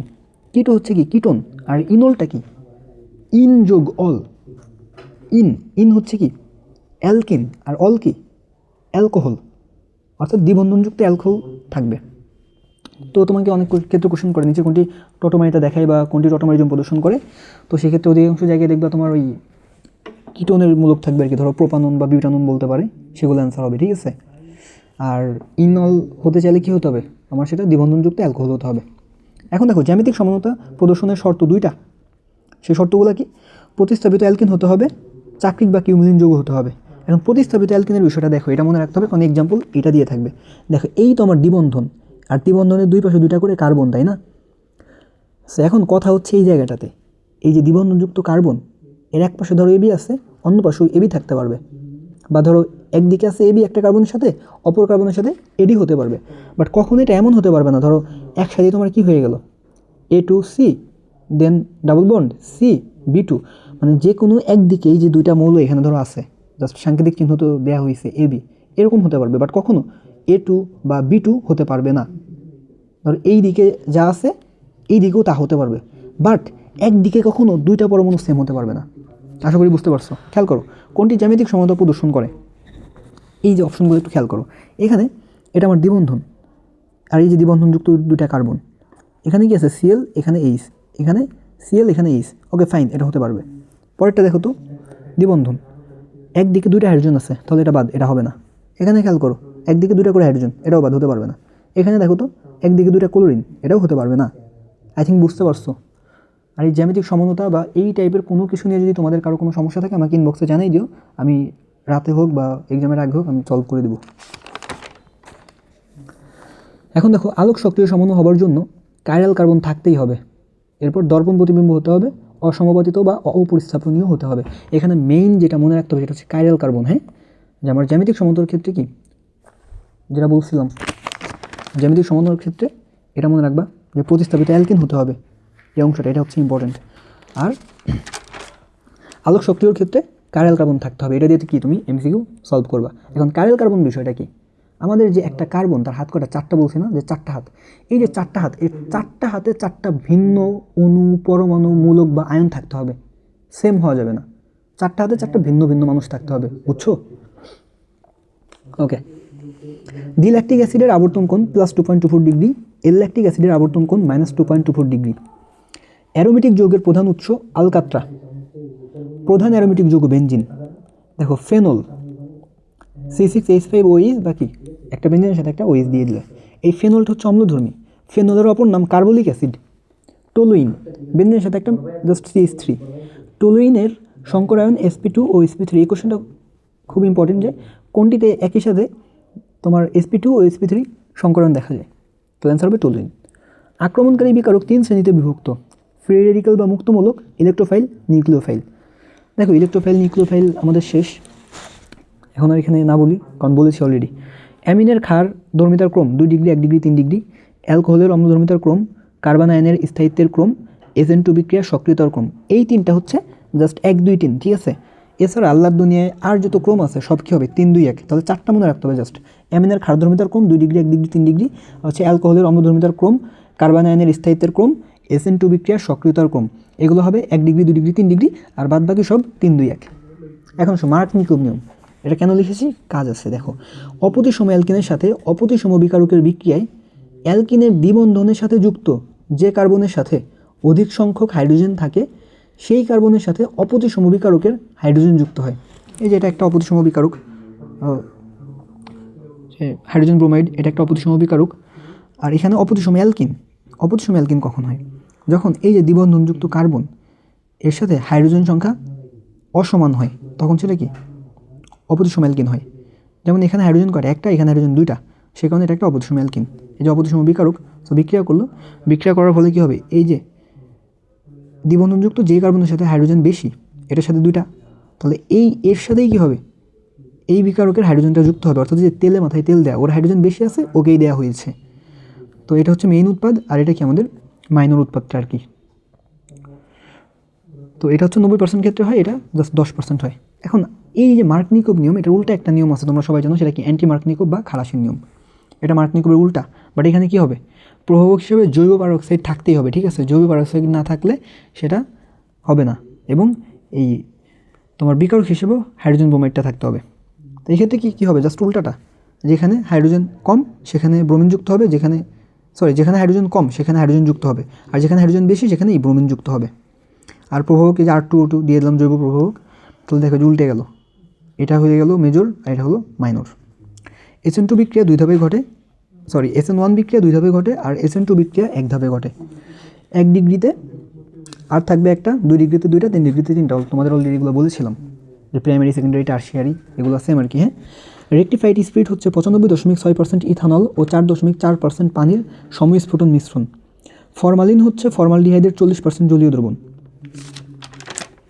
আরেকটা কি আমাদের ভিনেগার বা অ্যাসিটিক অ্যাসিড, সেটা হচ্ছে 6 থেকে 10% জলীয় দ্রবণ। যে ভিনেগার হচ্ছে অ্যাসিটিক অ্যাসিডের 6 থেকে 10% জলীয় দ্রবণ। ক্লোরোফর্ম CaCl3, ক্লোরোফর্ম চেতনানাশক রূপে ইউজ করা হয়। ক্লোরোফর্ম থেকে ফয়জিন গ্যাস বা কার্বনিল ক্লোরাইড তৈরি হয়। COCl, এটা হচ্ছে ফয়জিন গ্যাস বা কার্বনিল ক্লোরাইড। এটা কীভাবে হয় জানো? যখন, আচ্ছা একটা কথা শোনো, সেটা হচ্ছে এই ক্লোরোফর্মকে রঙিন বা কালো বোতলে সংরক্ষণ করতে হয়। তা না করলে এটা সূর্যের আলোর সাথে বিক্রিয়া করে ফয়জিন গ্যাস বা কার্বনিল ক্লোরাইডটা তৈরি করে। এবং দেখো অ্যালকোহল শনাক্তকরণ পরীক্ষা, সেটা হচ্ছে ধাতব সোডিয়াম সহ পরীক্ষা আর হচ্ছে ফসফরাস পেন্টাক্লোরাইড সহ পরীক্ষা। আর ইথানল শনাক্তকরণ পরীক্ষা হচ্ছে কি আয়োডোফর্ম পরীক্ষা বা হ্যালোফর্ম পরীক্ষা। এখানে এই অ্যালকোহলগুলোর মধ্যে শুধুমাত্র ইথানলটাই আয়োডোফর্ম বা হ্যালোফর্ম পরীক্ষা দেয়, তোমার মিথানল কিন্তু আয়োডোফর্ম বা হ্যালোফর্ম পরীক্ষা দেয় না, মনে রাখবা। কার্বক্সিলিক অ্যাসিডের শনাক্তকরণ পরীক্ষা হচ্ছে কি লিটমাস পরীক্ষা, সোডিয়াম বাইকার্বনেটের 5% দ্রবণ সহ পরীক্ষা, আরও কিছু আছে, বাট এই ইম্পর্টেন্ট দুটো লিখেছি। কেন লিখেছি খেয়াল করো, এখানেও তোমার সোডিয়াম আছে, এখানেও সোডিয়াম আছে। সো একটা কমন কোশ্চেন হয়ে যায়, অ্যালকোহল ও অ্যাসিড উভয়েই সোডিয়ামের সাথে বিক্রিয়া করে। অ্যাসিটিক অ্যাসিডের চেয়ে ক্লোরো অ্যাসিটিক অ্যাসিড বেশি শক্তিশালী। ওকে, মানে ক্লোরো অ্যাসিটিক অ্যাসিড কোনটা হবে? ক্লোরিন থাকলে সেটা ক্লোরো অ্যাসিটিক অ্যাসিড হবে। আর যেই ক্লোরো অ্যাসিটিক অ্যাসিডে ক্লোরিন যত বেশি, সেই অ্যাসিড তত বেশি শক্তিশালী। আবার এই ক্লোরো অ্যাসিটিক অ্যাসিডের চেয়ে ফ্লোরো অ্যাসিটিক অ্যাসিড বেশি শক্তিশালী। আর নর্মালি আমাদের যে অ্যাসিড, আমাদের নর্মাল যদি অক্সো অ্যাসিড থাকে, সেগুলো যদি বলে যে কোনটি বেশি শক্তিশালী, সেক্ষেত্রে কী করতে হয়? জারণ মান বের করতে হয়। যার জারণ মান যত বেশি, সে তত বেশি শক্তিশালী। দেখো পাকা ফলে থাকে কি ফ্রুক্টোজ, তাহলে তোমাকে যদি বলে যে পাকা আম বা পাকা কাঁঠাল, এটাই কি থাকবে? অ্যান্সার কী হবে? ফ্রুক্টোজ। ফুল ও ফলের সুগন্ধির কারণ হচ্ছে অ্যাস্টার। অ্যাস্টারের সংকেত কি ছিল? CRR। দেখো এখন কোনটাতে কোন অ্যাস্টার থাকে এটা কি হয় মনে রাখবা, জাস্ট মনে রাখবা। পাকা কলা 5 টাকা, পেন্টাইল অ্যাসিটেট এস্টার, যে 5 পেন্টাইল। পাকা কমলা 8 টাকা, তাহলে 8 অক্টাইল অ্যাসিটেট এস্টার। পাকা আনারস 20 টাকা, তাহলে 20 বিউটাইল বিটয়েট এস্টার। জেসমিন ফুল বেনজাইল অ্যাসিটেট এস্টার। দেখো আমার হোমটাউন হচ্ছে রাজবাড়ি, আমার পাশে হচ্ছে ফরিদপুর। তো আমার একটা কাজিন, ভাইয়ের কাজিন হয় হচ্ছে তোমার বেনজির আহমেদ তাবরিজ ভাই। তো তিনি হচ্ছে ফরিদপুর রাজেন্দ্র কলেজের সাবেক ভিসি ছিল, কী বলে ভিপি ছিল। তো তার নাম হচ্ছে যে তাবরিজ ভাই। তো ভাইয়ের ওয়াইফের নাম হচ্ছে তোমার জেসমিন ভাবি। তো দ্যাটস ওয়াই লিখছি এটা মনে রাখার জন্য যে জেসমিন ফুল বেনজিন। সো তাহলে এটা বেনজাইল অ্যাসিটেট এস্টার। মানে আমি কিছু পরে আসলে এইভাবে করে মনে রাখতাম যাতে করে আর কখনো না ভুলি। আমার ক্লাস যারা কন্টিনিউ করবা তারা বুঝতে পারবা যে এইভাবে আরও অনেক কিছু মনে রাখছি। তো এখন দেখো ফেনল প্রস্তুত করা হয় কী প্রক্রিয়ায়? Just cumin phenol, Dow phenol. So যখন তুমি পাবা কিউমিন বা ডাউ, সেক্ষেত্রে সেটা অ্যান্সার কী হবে? ফেনল। ঠিক আছে, চোখ বুঝে অ্যান্সার করে দেবা। ফেনল শনাক্তকরণ পরীক্ষা কি? বমিন পানি পরীক্ষা, ফেরিক ক্লোরাইড দ্রবণ পরীক্ষা, লিভারম্যান পরীক্ষা। বোমা, হাত বোমা, হ্যান্ড গ্রেনেড, বোমশেল, টর্পেডো, অ্যামাটল ইত্যাদি বিস্ফোরক বা ধ্বংসাত্মক পদার্থ তৈরিতে TNT ইউজ করা হয়। TNT হচ্ছে কি ট্রাইনাইট্রোটলুইন। TNT এর কারণে চর্মরোগ, রক্তাল্পতা, লিভার সিরোসিস, ক্যান্সার হয়। ডেটল বা ক্লোরোজাইলিন বা 4-chloro-3,5 ডাইমিথাইল ফেনল। ঠিক আছে, এটা কি ডেটলের নামগুলো যাচ্ছে আর কি। ডেটলের মূল উপাদান কি? ক্লোরোজাইলিনল। আর প্যারাসিটামল, এটা সংকেতটা কি দেখো? N4-হাইড্রোক্সিফিনাইল ইথানামাইড, যার সংকেত এটা কখন হইল দিতে পারে আর কি। জাস্ট একটু চোখের দেখা দেখে রাখলাম। এরপর দেখো অ্যালকেন প্রস্তুতি। ডিকার্বক্সিলেশন প্রক্রিয়া অ্যালকেন পাওয়া যায়। এই ডিকার্বক্সিলেশন এক্ষেত্রে কি কার্বন সংখ্যা হ্রাস পায়। ডুমা বিক্রিয়া অ্যালকেন পাওয়া যায়। উডস বিক্রিয়া অ্যালকেন পাওয়া যায়। এখন এই যে উডস বিক্রিয়া খুব ইম্পর্টেন্ট, উডস বিক্রিয়ায় উচ্চতর অ্যালকেন পাওয়া যায়। এই উডস বিক্রিয়ায় অ্যালকেনের কার্বন সংখ্যা দ্বিগুণ হয়, এসব লিখে রেখেছি। আর এই উডস বিক্রিয়ায় প্রভাবক হিসেবে শুষ্ক ইথার থাকে। মনে রাখবা যে উডস বিক্রিয়া হচ্ছে শুয়ে পড়া বিক্রিয়া। ঠিক আছে, তো শতে হচ্ছে শুয়েতে শুষ্ক, আর ইতে হচ্ছে ইথার। তো ক্লিমেনশন বিজারণ বিক্রিয়ায় অ্যালকেন পাওয়া যায়। গ্রিকনাট বিকারককে পানি সহ আর্দ্র বিশ্লেষণ করলে অ্যালকেন পাওয়া যায়। অ্যালকেন কম সক্রিয় হওয়াতে অ্যালকেনকে প্যারাফিন বলে। অ্যালকেন প্রস্তুতি দেখো, অ্যালকোহলের প্রভাবকীয় নিরোধন দ্বারা অ্যালকেন প্রস্তুত করা যায়। অ্যাস্টারের অম্লীয় আর্দ্র বিশ্লেষণে জৈব অ্যাসিড পাওয়া যায়। উডস ফিটিক বিক্রিয়ায় টলুইন পাওয়া যায়, উডস বিক্রিয়ায় উচ্চতর অ্যালকেন পাওয়া যায়। ফেনল যোগ ফর্মালডিহাইড সেটা কি? ব্যাকেলাইট। তাহলে ব্যাকেলাইটে কী কী থাকবে? ফেনল এবং ফর্মালডিহাইড। রাইমার টাইমান বিক্রিয়ায় ফেনল থেকে স্যালিস্যালডিহাইড তৈরি হয়। কোপ বিক্রিয়ায় ফেনল থেকে স্যালিস্যালিক অ্যাসিড তৈরি হয়। অ্যালকাইন 1 মৃদু অম্লধর্মী। 1 ডিগ্রি অ্যামিন, অ্যানিলিন ও ক্লোরোফর্ম কার্বেলামিন পরীক্ষা দেয়। 1 ডিগ্রি, 2 ডিগ্রি, 3 ডিগ্রি অ্যামিন পার্থক্যকরণে নাইট্রাস অ্যাসিড ইউজ করা হয়। প্রাইমারি অ্যামিন নাইট্রাস অ্যাসিডের সাথে বিক্রিয়া করে নাইট্রোজেন গ্যাসের বুদবুদ ও অ্যালকোহল তৈরি করে। জাস্ট মনে রাখবে যে নাইট্রোজেন গ্যাসের বুদবুদ।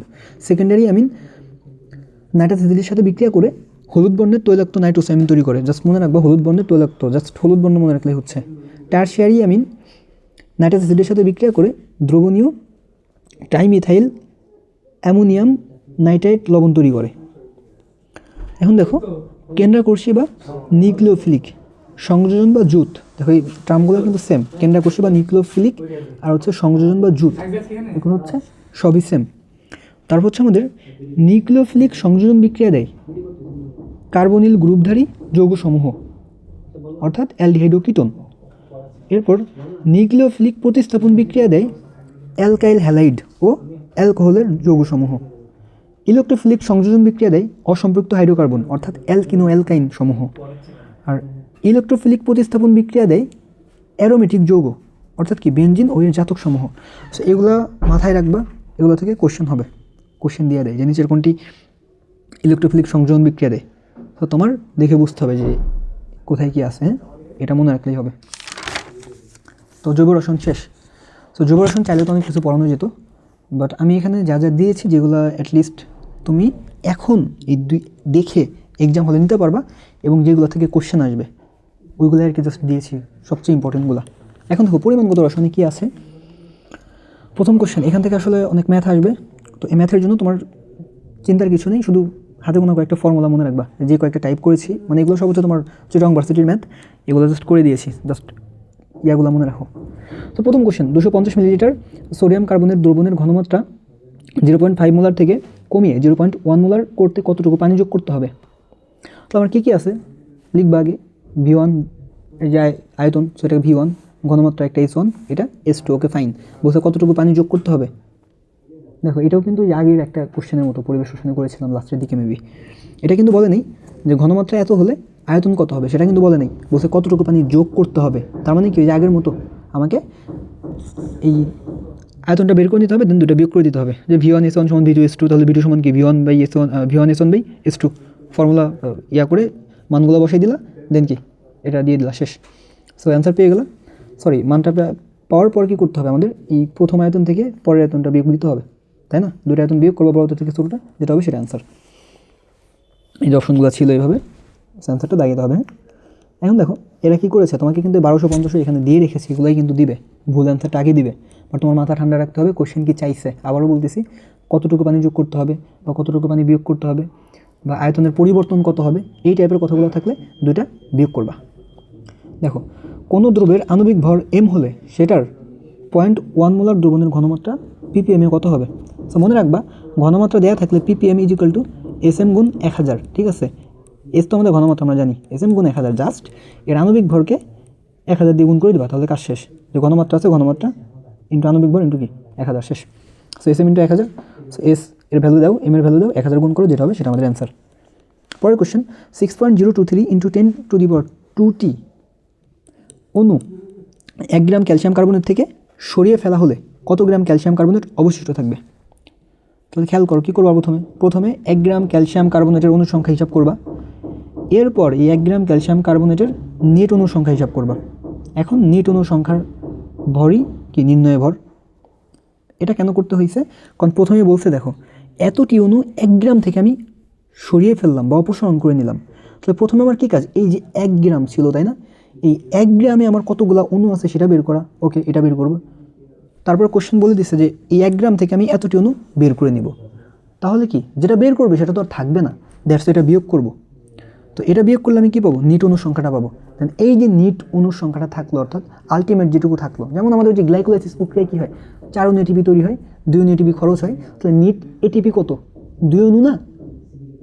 এই হচ্ছে সেটা। আচ্ছা গ্লাইকোলাইসিস যেহেতু আসলে এটা নিয়ে একটু কথা বলি।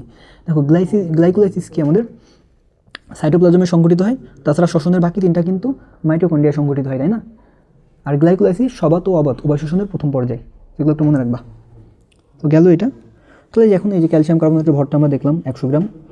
তাহলে এই যে এই বিষয়গুলো দেখো, এখানে আসছে যেহেতু সংখ্যা, তাহলে আমি অ্যাভোগাড্রো সংখ্যা নিয়ে কাজ করব। তো একটা অণু, পরমাণু বা আয়ন এর যে টোটাল ভর, এই টোটাল ভরের সমপরিমাণ কি এটার 1 মোল, অথবা এই টোটাল ভরে কি থাকবে, এই টোটাল ভরের আয়তনটা কী হবে 22.4 লিটার, বা এই যে টোটাল ভর, এই ভরে অ্যাভোগাড্রো সংখ্যক অণু, পরমাণু বা আয়ন থাকবে। এই কথাগুলো হচ্ছে এই চ্যাপ্টারের বেসিক কথাবার্তা। এগুলো যদি তোমার মাথায় থাকে তাহলে এই জায়গার যে কোনো ম্যাথ তুমি করে আসতে পারবা। ওকে, তো দেখো এই যে 100 গ্রামে অনুসংখ্যা তাহলে কত হবে 6.022 × 10⁻23t, তাহলে 1 গ্রাম অনুসংখ্যা এতটি। এটা আমি 1 গ্রামেরটা পেলাম। তো আমাকে কি করেছিল কোশ্চেনে, দেখো 1 গ্রাম থেকে এতটি অণু অপসারণ করা হয়েছিল। সো এই এটা তাহলে আমি এখন অপসারণ করে দেবো, তাহলে আমি নিট অনুসংখ্যা পেয়ে যাবো। সো পেয়ে গেলাম। দেন তাহলে আমাদের টোটাল যে অণু, তাই না, এই যে অ্যাভোগাড্রো সংখ্যক অণু না, এই ভরটা কি হবে আমার অণুর ভরটা, তাহলে 6.022 × 10⁻23t অণুর ভর 100 গ্রাম, একটি অণুর ভর এত গ্রাম, দেন এই যে নিট যেটা ছিল তার ভর এত গ্রাম, শেষ। এই কিছু মানে একটু মুখস্থ রাখতে পারো এই টাইপের ম্যাথ আসলে। আর যারা হচ্ছে এই সবগুলো জানো তারা তো জাস্ট ক্যালকুলেটর চেপে বের করতে পারবা, বাট চাইলে এটা দেখতে পারো যে সোডিয়াম কার্বনেট হচ্ছে 106 গ্রাম, সোডিয়াম বাইকার্বনেট 84 গ্রাম, সোডিয়াম হাইড্রোক্সাইড 40 গ্রাম, সালফিউরিক অ্যাসিড 98 গ্রাম, ক্যালসিয়াম অক্সাইড 56 গ্রাম, সোডিয়াম ক্লোরাইড 58.5 গ্রাম, তারপর হচ্ছে গ্লুকোজ এটা হচ্ছে 180 গ্রাম, পটাশিয়াম পারম্যাঙ্গানেট 158 গ্রাম, পটাশিয়াম ডাইক্রোমেট 294 গ্রাম, হচ্ছে তোমার নাইট্রিক অ্যাসিড 63 গ্রাম। এখন কোশ্চেনটা দেখো, কোনটিতে সর্বোচ্চ সংখ্যক পরমাণু আছে? 1 gram of propane, 1 gram of nitrogen, 1 gram of water, 1 gram of silver. অর্থাৎ কার 1 গ্রামে সর্বোচ্চ সংখ্যক পরমাণু আছে? এখানে একটু খেয়াল করো, এই যে ফর্মুলাটা লিখে এটা প্রত্যেকে মুখস্থ করবা, কারণ এটা দিয়ে অনেক ম্যাথ সলভ করতে পারবা। যে মূল সংখ্যা n = W/m = x/na = PV/RT VL/22.4 SVL। তো এখানে কী কী আমার দেয়া আছে খেয়াল করো, আমার W দেয়া আছে, আর আমি তো এই যৌগগুলা থেকে আমি ভর নিয়ে আসতে পারবো, তাহলে বলতে পারি আমার WM দুইটাই দেয়া আছে। n হচ্ছে অ্যাভোগাড্রো সংখ্যা, এটা আমরা জানি। আমাদের বের করতে বলছে যে সর্বোচ্চ সংখ্যক পরমাণু, তাহলে অণু বা পরমাণু সংখ্যা হচ্ছে এই x, তাহলে আমার ফর্মুলা এই দুইটা লাগবে, ঠিক আছে? তো এই টাইপের ম্যাথ থাকলে মাথায় ফর্মুলা নিয়ে আসবা বা খাতায় লিখে নিতে পারো, দেন দেখবা কোন দুটা তোমার ইউজ করতে হবে। তাহলে WM = x/na, তাহলে x কী হবে W/m × na, তো করে দিলাম। এখন খেয়াল করো এই জায়গায় n এর অ্যাভোগাড্রো সংখ্যা এটা কনস্ট্যান্ট, আর W কি 1 গ্রাম, প্রত্যেকের ক্ষেত্রে 1 গ্রাম বলা আছে। তাহলে কি এখানে আমি কী পাবো যে x প্রপোর্শনাল টু 1/m, অর্থাৎ কি ভরের ব্যস্তানুপাতিক হবে। তাহলে খেয়াল করো তো, ভরের ব্যস্তানুপাতিক হওয়া মানে কি, মানে কোনো কিছু ব্যস্তানুপাতিক হলে কি হয়, যার মান কম সেটা বেশি, আর যার মান বেশি থাকে সেটা কি কম হয়, তাই না? সো এই যে লিখে দিয়েছি, যার আণবিক ভর কম তার পরমাণুর সংখ্যা বেশি হবে। এখন দেখো তো এখানে কার ভর কত, এটা আমাদের প্রোপেন C3H8, এর ভর কত হয় 44 গ্রাম, কারণ হচ্ছে তোমার এদিকে কার্বনের 12 করে, তাহলে 3 × 36 যোগ হচ্ছে 8, 44, পানি হচ্ছে 18, নাইট্রোজেন 14, আর সিলভার হচ্ছে 108। তো দেখো এখানে ভর যার কম তার পরমাণু সংখ্যা হবে কি বেশি, তো এখানে ভর কম কার নাইট্রোজেনের, সো এখানে অ্যান্সার নাইট্রোজেন। এরপর দেখো এই পরিচয়গুলো, এই পৃষ্ঠে তো লিখি নাই কারণ জায়গা ছিল না। তো এখানে n হচ্ছে মূল সংখ্যা, W হচ্ছে কি ভর বা দেয়া ভর, m হচ্ছে গ্রামাণবিক ভর, x হচ্ছে তোমার পরমাণু বা অণুর সংখ্যা, আর n হচ্ছে অ্যাভোগাড্রো সংখ্যা যার ভ্যালু হচ্ছে 6.023 × 10⁻23। মানে এগুলোও ছবিতে আসছে, মানে আমি এখানে যা যা লিখছি ইনশাল্লাহ আগামীকাল দেখবা যে প্রথম পত্র দ্বিতীয় পত্র দুইটা থেকে অনেক প্রশ্ন দেখবা যে চলে আসছে ইনশাল্লাহ। P হচ্ছে চাপ, V আয়তন, R মোলার গ্যাস দ্রবক, T তাপমাত্রা, VL কি লিটার একক আয়তন, S হচ্ছে ঘনমাত্রা। এরপর কোশ্চেনটা দেখো, এসটিপিতে কোনো গ্যাসের 1 লিটারে বিদ্যমান অণুর সংখ্যা কত? গ্যাসের আণবিক ভর দেওয়া আছে 32। খেয়াল করো এসটিপি বলছে, এসটিপি মানেই কি তোমার মাথায় চলে আসতে হবে 22.4 লিটার। তো বলছে কোনো গ্যাসের 1 লিটারে বিদ্যমান অণুর সংখ্যা কত হবে, তাহলে এসটিপি কি 22.4 লিটার, তাহলে এই 22.4 লিটারে কি থাকবে অ্যাভোগাড্রো সংখ্যক অণু পরমাণু বা আয়ন থাকবে, তাহলে এসটিপিতে অর্থাৎ তাহলে এই 22.4 লিটারে অণু থাকবে কতগুলা 6.0 × 10⁻23, তাহলে 1 লিটারে থাকবে, শেষ। দেখো কোনটি প্রমাণ দ্রবণ, কী কী আছে 1 মোলার সোডিয়াম কার্বনেট, 1 গ্রাম sulphuric acid, 1 millilitre sulphuric acid, 1.01 millilitre sulphuric acid. এখন বিষয়টা যেটা লাগবে, আমাদের প্রমাণ দ্রবণের ঘনমাত্রা হয় কত 1 মোলার, ঠিক আছে? প্রমাণ দ্রবণের ঘনমাত্রা 1 মোলার, আর 1 মোলার আছে এইটাতে, সো এটাই আমাদের অ্যান্সার।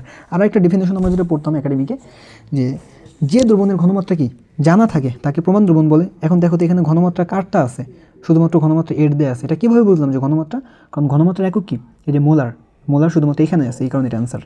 এই টাইপের কোশ্চেন চিটাঙে কয়েকবার আসছে, আবারও আসবে ইনশাল্লাহ। এখন দেখো এই মিথাইল অরেঞ্জ, এটা কি? এটা একটা দুর্বল জৈব অ্যাসিড। সেই চ্যাপ্টারে আরেকটা ভালো একটা সুন্দর বড়া বলতে পারো, সেটা চলে আসছে। এই যে অ্যাসিড ক্ষার প্রকৃতি, এই যে কী নির্দেশক লাগবে এবং পিএইচ কত হবে।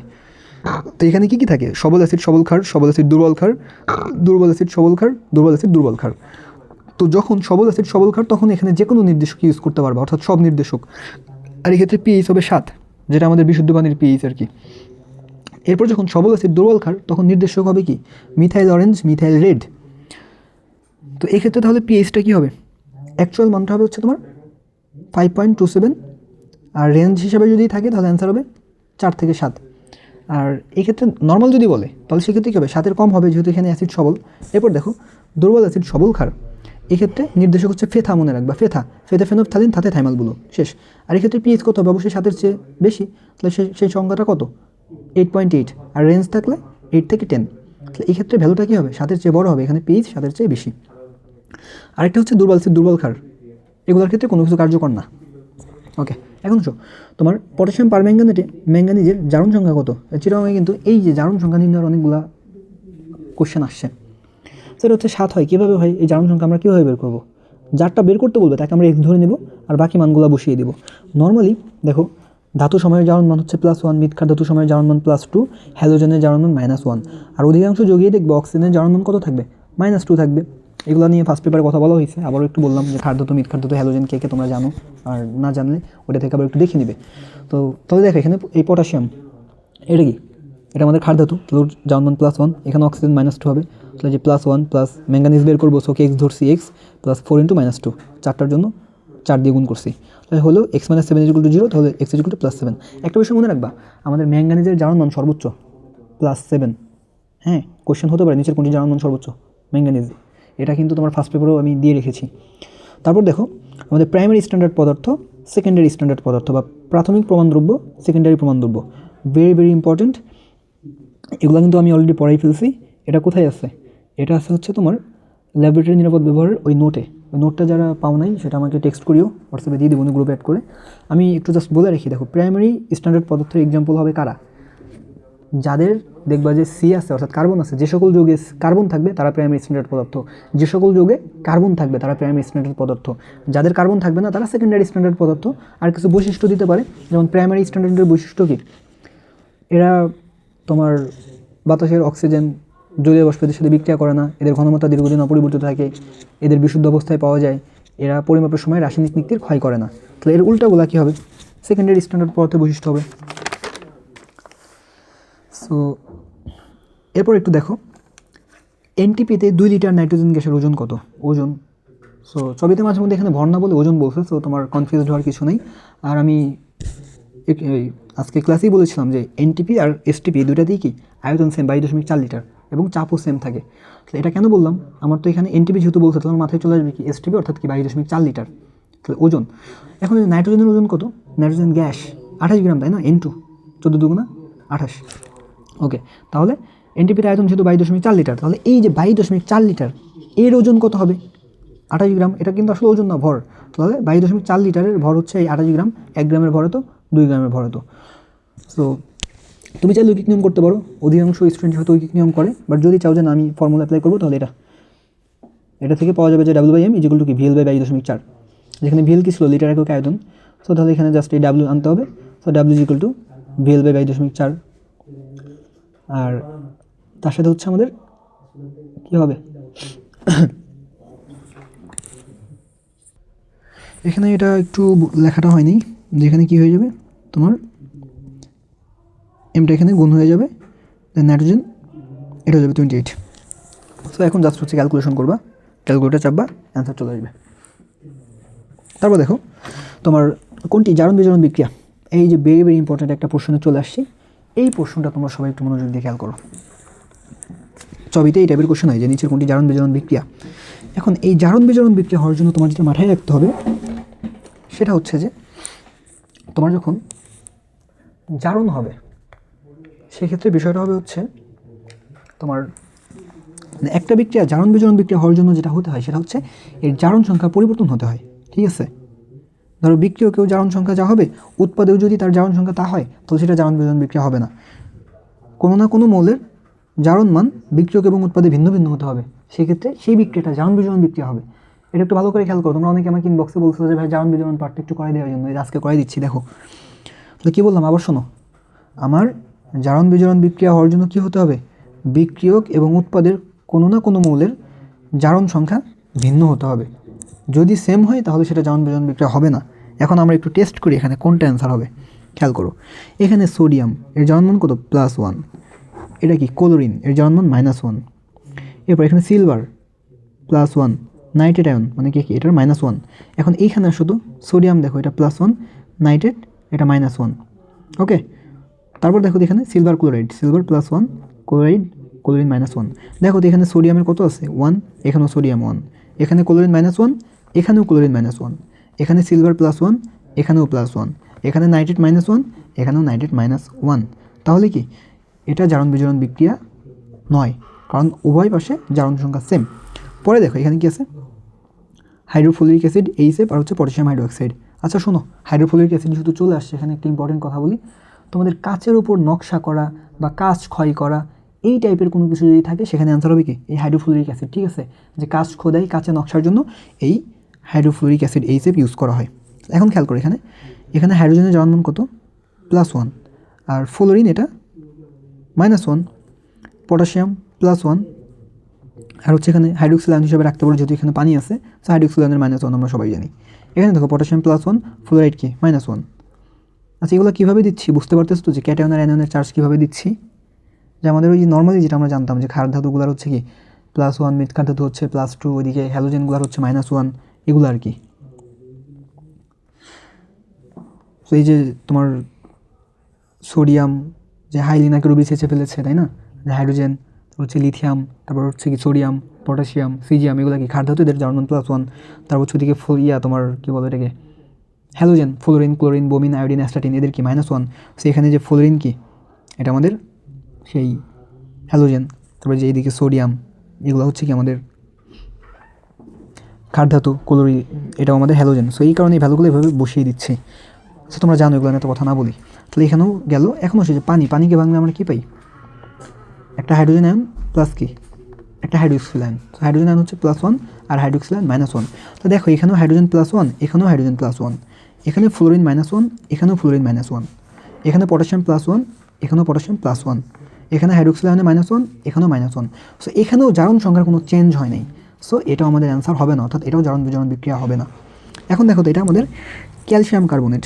এখানে কি আছে, ক্যালসিয়াম এটা কি মৃৎ ক্ষার ধাতু, সো এটা +2। এখন দেখো অক্সিজেন, এটা তো অলওয়েজ কি -2 না, আর এখানে তাহলে 3টা অক্সিজেন, তাহলে 3 × 6, তাহলে -6 +2, তাই তো? তাহলে থাকবে কত 4। তাহলে এখানে কার্বনের জারণ মান কত হবে, +4। এখানে দেখো তো ক্যালসিয়াম +2, অক্সিজেন -2, এখানে অক্সিজেন কত -2, তাহলে 2টা অক্সিজেন, তাহলে 2 দিয়ে গুণ করলে কত হবে 4, তাহলে এখানে কার্বন হবে +4, ঠিক আছে? সো এইভাবে হবে এগুলো। তার মানে কি এখানেও দেখো calcium 2 + 2, carbon +4, carbon +4, oxygen -2, oxygen -2, এখানেও জারণ সংখ্যা সেম আছে, চেঞ্জ হয় নাই। দ্যাটস ওয়াই কি এটাও জারণ বিজারণ বিক্রিয়া নয়। এখন এই যে লাস্ট তো ধরো যে আমি যখন 3টা দেখে আসবো তখন বাকিটা না করলে অ্যান্সার, বাট তোমাদের বোঝানোর সুবিধার্থে আমি তোমাদের করে দিচ্ছি। এখানে দেখো হাইড্রোজেন কি +1, তাহলে সালফার কি, এখানে হাইড্রোজেন হচ্ছে 2টা, তাহলে 2টা কি 2, তাহলে এখানে হাইড্রোজেন সালফার হয়ে যাবে -2। তারপর এখানে দেখো আমাদের সালফার ডাইঅক্সাইড, এখানে অক্সিজেন -2, তাহলে এখানে সালফার কী হয়ে যাবে +4, কারণ এখানে অক্সিজেন 2টা, 2 দিয়ে -2 গুণ করো -4 হয়ে যাবে, তাহলে এটা সালফার হবে +4। এখন এখানে আসো এই যে পানি এখানে হাইড্রোজেন তো +1 যদি ধরো, যেহেতু হাইড্রোজেন +1, তাহলে এখানে অক্সিজেন কত -2। এরপর দেখো তো সালফার, সে এখানে একা, তার মানে 0। একটা বিষয় মনে রাখবা, যখন কোনো একটা পরমাণু একা থাকবে, মুক্তমূলক হিসাবে থাকবে, তখন তার জারণ মান কী হবে 0 হবে।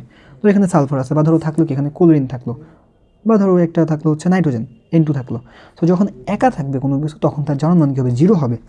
তো তাহলে এখানে খেয়াল করো, আমাদের এখানে সালফারের জারণ মান ছিল -2, এখানে হয়েছে 0। এখানে কিন্তু অলরেডি চেঞ্জ হয়ে গেছে। সো আমরা বলতে পারবো এটা আমাদের একটা জারণ বিজারণ বিক্রিয়া।